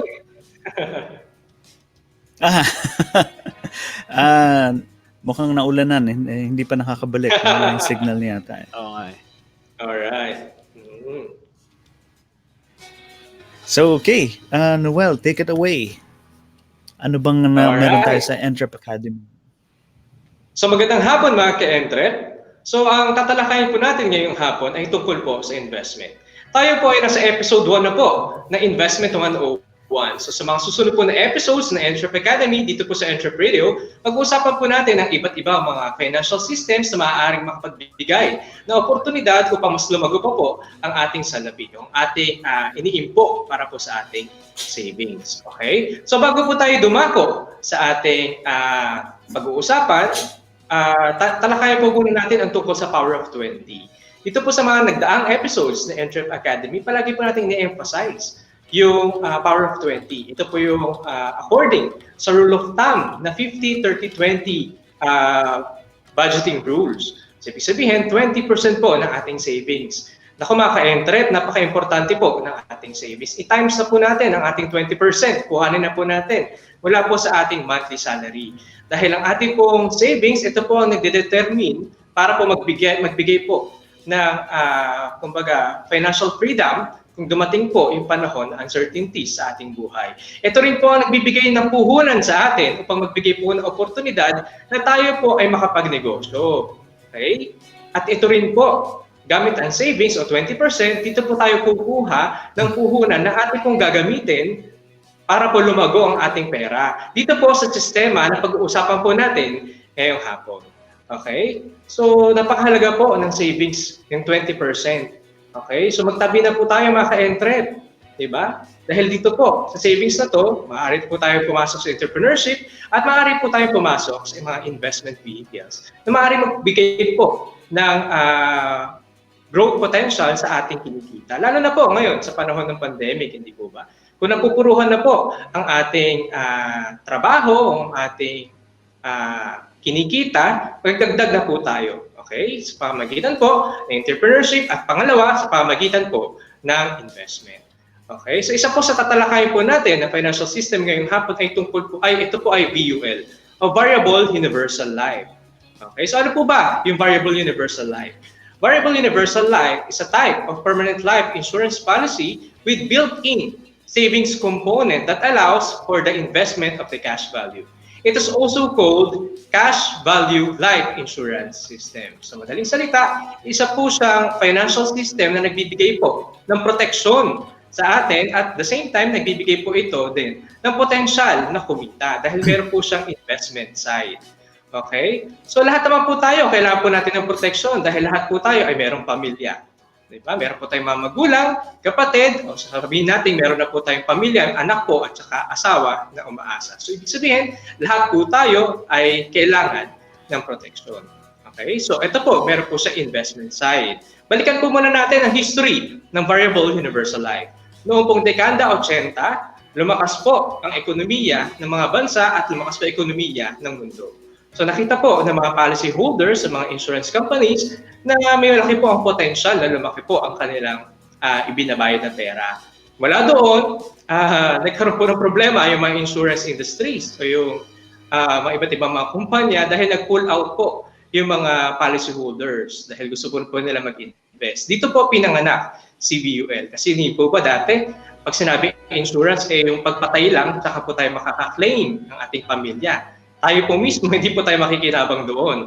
Ngunit gamit po ang VUL o Variable Universal Link, magkakaroon po tayo ng growth potential yung ating pong binabayad. At ang VUL po ay meron po tinatawag na sub-accounts. Okay? Ito po yung pamilya ng mga mutual funds. Gamit po ang sub-accounts, dito po nilalagay yung parte po ng ating hinuhulog at inalagay po ito sa mga kumpanya. Okay? So, mga kumpanya natutulong po para ma-achieve po natin yung growth potential at ma-achieve po natin yung ating investment goal. Okay? So, si VUL po, malawak po yan. Actually, pwede po yung kapitan ng mga riders. Kasama na po dito yung health insurance or critical conditions rider, disability, waiver of premium, at etc. Okay? So, si VUL, isa po siya sa napakagandang financial system na talaga nagsusirculate ngayon sa market dahil nakapagbigay po siya ng protection at the same time po na investment sa atin. Mas maganda po, mag-start na po tayo habang bata pa po tayo. Dahil meron po tinatawag ng ample time panahon para po mas lumaki pa po ang ating inutulog. So para po ba ample time? For example, tayo po ay 20 years old at nag-start po tayo, magugulog po tayo for 10 years, sa 120 months, tapos na po tayo at the age of 30. At pagdating po ng 30, stop na po tayo magbayad at doon po, hihintayin na po natin kung sakali. Assuming na tayo po mag-retire at the age of 60, meron po tayo 30 years ample time. Palalakihin po ng mga sub-accounts o yung mga investment vehicles kung saan pinaglagyan yung ating salapi para po lumaki preparation po para sa ating savings at retirement. Okay? So, nakakatulong po ito kung sakali na pagdating ng panahon, gusto po natin magkaroon ng mas malaking salapi. Diba? Kasi ang habol po dito is yung compounding interest. Kung tayo po ay mag-i-invest, maglalaga ng pera sa bangko, sa mga 0.20 to 0.25% lamang po ang kikitain niya. So, mga 200 to 250 pesos a year. So, hindi pa po tayo makakabili ng isang malaking pizza o pamabusog po tayo, hindi po ba? So, security lamang po yun. Pero kung gusto po natin na mas lumaki, so maglalagay po tayo sa mga ganitong klase ng sistema. Okay? So, meron po iba't ibang klase ng systems. Meron po din po tayong tinatawag na Index Universal Life. Okay? So, Index Universal Life, pareho lang din po siya ng VUL. Pero, meron po siyang rate cap. Mga ka-entrep, ano po ba ibig sabihin ng rate cap? Ang rate cap po, ito po yung limitasyon na returns na ibabayad po sa atin mula po sa kinita ng ating pera. Ang maximum po usually nito ay 12%. So, ang ibig sabihin, kung kumita po ng ating investment na higit sa 12%, hindi po natin makukuha yun. Diba? Whereas, dito po sa Variable Universal Link, may enjoy po natin ang ating investment kasi meron po siya unlimited growth potential. Okay? So, paano po ba natin ma-avail yan sa pamagitan po ng ating mga financial advisors? Yan po kasi ang trabaho ng mga financial advisors po. Di ba? Na bigyan po tayo ng literasya at ng mga sistema kung paano po natin i-maximize yung ating kinikita. Di po ba? Preparasyon po para po sa ating future. Okay? So, meron po tinatawag din po na life insurance. So, familiar naman po lahat, hindi po ba sa life insurance? Ito po yung binubuo ng dalawa. Ito po yung term insurance at permanent insurance. So, si term insurance, ito na pag narinig po natin, isa po siyang insurance protection, pero wala po siyang investment side. Okay? Malaki po, usually, ang kanilang coverage sa mas mababang halaga, pero limitado lamang po yung panahon kung kailan po tayo cover. Ang permanent naman po, binubuo po ito ng dalawa. Ito po yung endowment at whole life insurance. So, ang endowment naman po, limitado naman din po ito. Meron po tayong protection at the same time, meron din po tayong savings na po pwede po natin i-loan o pwede po natin i-withdraw. Pero ito yung limitado lamang. Ito po yung may maturity date. Okay? For example, 50 years, 40 years o 20 years po tayo magbabayad. Then after nun, kukunin na po natin yung lump sum at tapos na po yung ating endowment policy. Sa whole life naman, ito po yung binubuo ng dalawa. Ito po yung straight pay whole life at meron din po tinatawag na limited pay whole life. Ang straight pay, habang buhay po tayo, magbabayad po tayo. Meron po tayong protection. At the same time, meron din po tayong savings. Okay? Kasi meron po siya tinatawag na cash value. Whereas, ito namang limited pay whole life, ito naman po yung system na magbabayad po tayo, limited lamang po yung time. Diba? Magsiset po tayo ng panahon. For example, 10 years, 15 years, and then after po natin magbayad, meron na po tayong protection habang po tayo ay buhay. At enforce din po yung ating cash value. Kung sakali, meron po tayong mamatay ang kliyente, so magkakaroon po yan ng face amount. So ito po yung ibibigay sa ating client. Okay? And then, yung cash value. So nga lang, ang whole life po kasi ay may kamahalan. Ang term insurance, mas mura, pero meron po kasi insurance age na tinatawag. So tayo po ay tumatanda, so nadadagdagan din po every year yung ating payment. Okay? So, CVUL naman po, ito po yung usually ginagamit po ito ng mga ng mga tao na meron pong pamilya, meron pong umaasa sa kanila. Dahil una, meron ka ng protection. O meron po tinatawag dito na death benefit of some insured. Ibibigay po ito kung sakaling dumating po yung uncertainties na yan. Pwede rin po siyang kabitan ng health insurance kung sakali na tayo po yung magkasakit, di ba? And then kung tayo po yung ma-aksidente, accident insurance naman po. Okay? Sa investment side naman ng VUL, meron po tinatawag na account value. Ang account value, ito naman po yung, sabi nga po kanina, na invested po dun sa mga sub-accounts. Okay? At kumikita po ito. Okay? Ito po may mga projection. Sabi natin, magbabayad po tayo for 10 years. So, dire-diretso po ang ating protection. Sabihin natin, iba po mga insurance investment companies hanggang 90 to 100 years old. So, kung buhay pa po tayo noon, tayo po ay insured pa. Okay? Huwag lamang po natin ubusin ang ating cash value. Alright? So, kung alam na po natin, meron na po tayong savings, di ba? Nagtatabi po ay nag-iimpok, at naglaan po tayo ng porsyento ng ating savings dito po sa VUL. So, i-determine naman po natin kung anong klaseng investor naman po tayo. Di ba? Yung risk profile po na tinatawag. Meron po kasing tatlo yan. Ito po yung tinatawag na conservative, moderate, at meron din pong aggressive. Okay? So, conservative, dyan po papasok yung bonds. Okay? Narinig po natin siguro yung bonds, hindi po ba? So, ang bonds po, ito po yung sistema na nagpapautang po tayo. Meron po yan dalawa, corporate at meron pong government bonds. So, kung papahiram po tayo ng pera doon, meron pong kontrata yan, sabihin natin 10 years, maglalabas po tayo ng 1 million pesos. And then meron na po siyang interest rate na pinapataw doon. So, after 10 years, ibibigay po muli yung ating binayad o yung ating ininvest sa 1 million plus meron din po tayo doon na makukuha interest rate. Okay? Guaranteed po si bonds. Ito po yung mga takot mag-invest, di ba? At gusto guaranteed. Nga lang, mas low po kasi yung returns. Okay? Si moderate, dyan naman din po papasok yung mixed. Ito po yung bonds, alternative investment, at dito rin po papasok yung growth investment. Okay? So, o aggressive rather. So, sa moderate, andyan, halo po yan kasi yung parte po ng mga binabayad po natin ay nahati-hati. O tinatawag na diversification.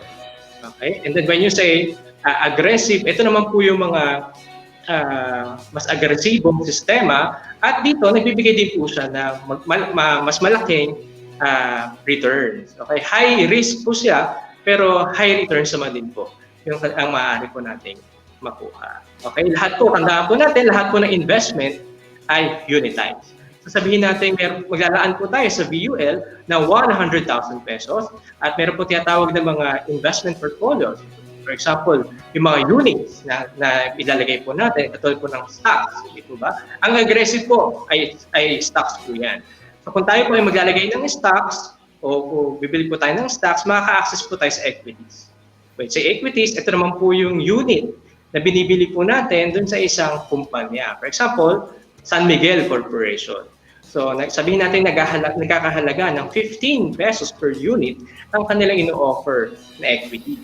Okay? So, sabihin natin meron tayong 100,000 pesos. So, i-divide po natin ang 100,000 sa 15 units. So, meron po tayong 6,666 units. Okay? So hindi po natin sasabihin na meron ako 100,000 na investment kay San Miguel. Kasi unitize po tayo. So 6,666 units. Ang units na po na yan ang magpapalaki po ng ating investment. So mga ka-entrep, ang tanong, ano po ba yung edad na maganda mag-invest po tayo? Mas maganda mag-invest po tayo habang bata pa po tayo dahil maaga po tayo matatapos. Hindi po ba sa ating kontrata pagkakasunduan mula po dun sa insurance and investment company. At the same time, mayroon po yung potential na growth potential tinatawag kasi may ample time, mahaba pa po. Hindi po ba? Lalo na kung intended po yung ating investment para po preparasyon sa ating retirement. Okay? So, kung na-determine na natin kung anong klase po, ano po yung risk profile po natin, dyan na po papasok kung ano po class investor tayo. So, meron po kasing tatlo. Ito po yung tawag na growth investment, growth portfolio, income portfolio, at value portfolio. When you say growth portfolio, ito naman po yung mga investor na talagang matatapang. Ito naman po yung talagang gusto talaga nila ng high return. So okay lang po kahit high risk, hindi po ba? Kasi ang mga kumpanya, hindi naman sila papayag na malugi at lahat nag-i-strive para po lumaki at umasenso ang bawat kumpanya. Okay? Usually, ito po yung mga investor na naglalagay po ng mga stocks o equities doon po. Bibili ng stocks o equities doon po sa mga baguhang kumpanya. Hindi po ba? Yung mga possible pa lang. And then next, ito naman po yung income portfolio. Sabihin, ito po yung mga investor na tinitingnan po nila yung mismong dividends. Okay? So ito po yung, kumbaga, kung nasa participating plan ka, so kumikita po kasi yun ng dividendo. Ito po yung sobrang kita po. Di po ba? So tinitingnan po na yung income po na makukuha niya mula po doon sa portfolio o sa investment na yun. Then meron po tayong tinatawag na value portfolio. Sabihin, hindi niya tinitignan yung iba pang parte, tinitignan po niya is yung kamurahan ng units. Katulad po, ngayon, bagsak po ang ekonomiya dahil meron po tayong pandemic. Ngayon, mas mura po yung mga units kumpara po sa mga panahon na wala pong pandemic. So, yung mga value investors, ito po yung binibili po nila, yung mga mura, yung mga cheap na equities o units. At soon, kasi po, pag naka-recover naman po ang ating bansa, ang ating ekonomiya mula po sa pandemic at natapos na po ang pandemic na ito, aangat naman po ulit ang ekonomiya. Sabay din po aangat yung kanilang stocks o equities na ibinili mula po doon sa mga nasabi ng kumpanya. Okay? So, bilang isang investor, lalo po yung mga baguhan, tingnan po muna natin kung ano po klaseng investor tayo. Pangalawa, ano po ba yung goal na gusto natin makuha? Kasi maaaring iba-iba. Hindi po ba? Marami po tayong investment vehicles o investment systems na tatalakayin sa mga susunod na episodes. At doon po natin malalaman kung anong klaseng investment person po ba tayo? Ano po ba yung gusto natin goal na makuha? Kasi iba-iba po. Yan. Okay? So, Rene? Yun, no? So, yan mga ka-entreps, if you're interested about insurance, yan, nagbigay ng konting brief overview si Noel, no? Regarding sa variable units, link, VUL, no? Variable Universal Life, yes. Variable Universal Life. So, yun. Okay. So, yan, no? Mga ka-entreps, medyo nag-overtime na tayo ngayon. And Noel, thank you very much. And we'll see you again next. Yes. No? Opo. So, Sir Rene, meron naman po tayong Financial Tip ngayon. Ang Financial Tip po natin ay lahat po tayong pananagutan. Yes. Yes. Lahat po tayo may mga pananagutan, mga ka-entrep. Okay? So, pananagutan po natin alamin ang stability ng ating insurance o investment company na paglalagakan natin ng salapi. Hard-earned money po natin yan. So dapat alamin po natin para hindi po tayo ma-scam. Lalo na yung pagkilala po natin sa ating kakausaping tao o financial advisor. Tingnan po natin yung credibility niya at kung gano'n na siya katagal sa industry na kanyang ginagalawan. So para hindi po tayo maloko, tandaan po natin, meron po tayong pananagutang alamin. Dahil tandaan po natin mga ka-entrep, iba po ang may alam. True. Due diligence ang kailangan. Okay. So, Noel, thank you again. Teka, baka may pabati ka dyan na pahabol. Ay, Opo, binabati ko po ang Legendary Life, ang Empire Team, si Miss Maria Dolores Alfabete, si Ma'am Jude Mapalo. Binabati ko rin po ang Sunlight Philippines at AXA Philippines. So yung dalawang higanteng insurance companies po dito sa Pilipinas. Binabati ko rin po si Pamilyang Verso at Versosa Family dyan po sa Bagong Silang, Caloocan. Nako, Sir Rene at Ma'am Faith, bukas po pala ay Semana Santa na. So magdinay-dinay po tayo. Holy Week na. Yes, sa pagpapasakit po ng ating Panginoon upang tayo mailigtas. Ngunit, pag nilinayan din po natin yung ating financial po na kaisipan. Okay, para po tayo umasenso. Pag-isipan po natin, ano po ba yung mga goals natin sa buhay? Okay, meron po tayong ECQ, Entrep Challenge, mga ka-Entrep. Okay, ngayon po, simula bukas, Lunes Santo, hanggang po sa Easter Sunday, meron po tayong challenge para po sa inyo. Una, isulat po natin yung ating goals. 5 goals po sa loob ng 5 taon o 60 months. Okay? And sumunod, make sure po natin na ito po ay incline sa SMART rule o tinatawag na specific, measurable, attainable, realistic, and time-bound. Pangalawang tanong, isulat po natin, magkano po ba yung dagdag na savings na gusto nating makuha?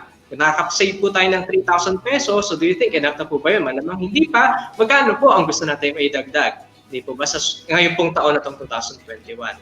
And then pangatlo, ano po ba yung kasanayan at kalakasan? Yung strength and skills na gagamitin po natin para ma-achieve po natin yung unang goal natin. Diba? And then yung pang-apat, ano po yung instrumentong gagamitin natin upang ma-achieve po natin yun? At pang-5, okay, kailan po tayo magsisimula? Tandaan po natin, sabi po sa Biblia, sa James 2 verse 26, faith without action is dead. So pag-isipan po natin, mga ka-Entrep, kung ano po yung gagawin natin at para po umasenso ang ating buhay. At kung paano po natin ma-achieve yung ating mga goals sa buhay. Isabay na po natin sa pagninilay-nilay bukas hanggang po sa Easter Sunday. So, maraming salamat mga ka-Entrep at kita-kits po sa mga susunod po na episodes ng Entrep Academy, Entrep Radio. Yun, no? So mga ka-Entreps, tandaan nyo, no? This is your ECQ challenge, no? Ipopost natin yan, ECQ challenge. Oo. Sige. Okay, thank you very much, Noel. See you again next week. Exciting yun, no, partner? Kailangan may post natin yung ECQ challenge na yan. And let's see how our ka-Entreps will fare with the ECQ challenge. Thanks, Noel. Hindi na ako nakapapasalamat sa kanya. Bigla siyang nawala. Thanks, Noel. Sorry. Oo. Ayan, nandiyan naman siya sa backstage. No? Maririnig Thank you, Noel. We'll see you again next week. So, yan. Teka, nasa na ba si Chase? Eto, balik na natin si Chase. Kasi, overtime na tayo. So, guys, no? Thank you very much sa ating guests today. Si Sir Rafi Canare, si Sir Clarke, Nebrao, and si Noel Espiritu. No? Sana marami kayong natutunan, no, sa kanila. Mm-mm. At punong-puno talaga yung episode natin, partner. Ang dami natin natutunan. Medyo overload nga kasi it's a lot to take in, pero it's very useful kasi dalawa ba namang entrepreneur talaga from childhood ang nakasama natin, 'di ba? So ayun, so thank you mga ka-Entreps kasi lagi kayong kasama namin every Sunday. Masugid na nanonood ng ating programang Entrep Radio, and guys, we are having our anniversary very very soon, and we hope that you're going to be a part of it then. And watch out for the things that we are going to launch for the anniversary. Yes, thank you, Ms. Faith. Also, we would like to thank our production team. Si Ms. Karen Degulia, Ms. Rian Ruiz, Pao Castillo, Jeff Perey, and Julie Pearl Brion, Rem Albandia, Kristian Canete, and Jen Friolo. Yes, thank you so much, guys, for being there at the back end and keeping our shows smooth as butter. And of course, maraming salamat ulit kay Sir Choi, the Voice Master Gonzales, no, sa walang sawang pagtutulong sa ating mga ka-Entreps dito. Yes. And of course, we would also like to invite yung mga entrepreneurs, no, yung mga bagong kumpanya, bagong tayo, or yung mga recently na nakabangon muli, no, sa hirap nitong pandemic, no. If you would like to be our guest for the next episodes, just send us a message, tell us your story, and we'll get you. We'll present you, we'll promote your company. And share your advocacy as well. Yes, we'll get you. Alam mo, suddenly I felt na talagang we're doing a good thing here at EntrepRadio because after listening to the two guys that we have today, grabe, no, we saw how much the business actually made the difference in people's lives. So I'm very, very happy to be part of this show. And I'm sure mga ka-entreps natin nag-enjoy. And ito pa, kung saan ako napupunta. So yan, if you're interested in becoming a voice artist, please consider joining the Certified Voice Artist Program, a series of online workshops created by the voice master himself, Pocholo de Leon Gonzalez. This is geared to bring out the voice in you. You know.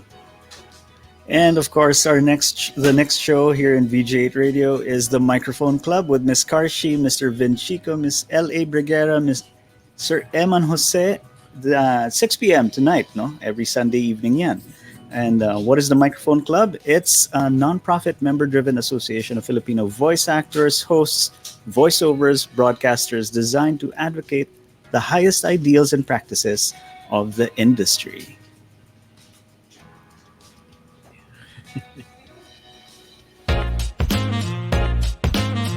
EntrepRadio Online.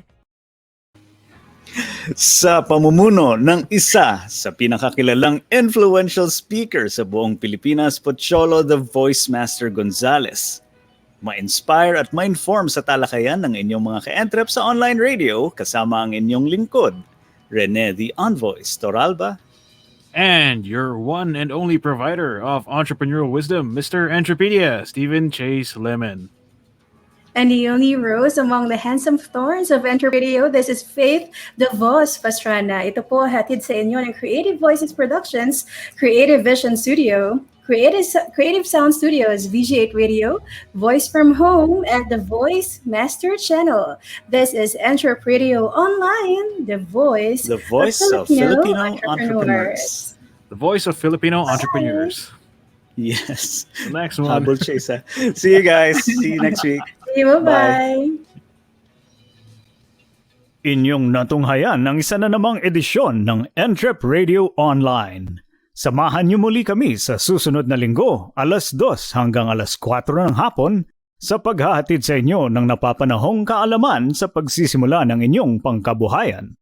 Brought to you by Creative Voices Productions, Creative Vision Studio, VG8 Radio, Voice from Home, Voice Acting Project, at ng The Voice Master Channel. Inyong nakasama ang inyong mga lingkod na sina Rene, the Envoys Toralba, at Faith, the Voz Pastrana. At ito ang EntrepRadio Online, the voice of Filipino entrepreneurs. Don't forget to like our Facebook page, EntrepRadio, and to always watch VG8 Radio.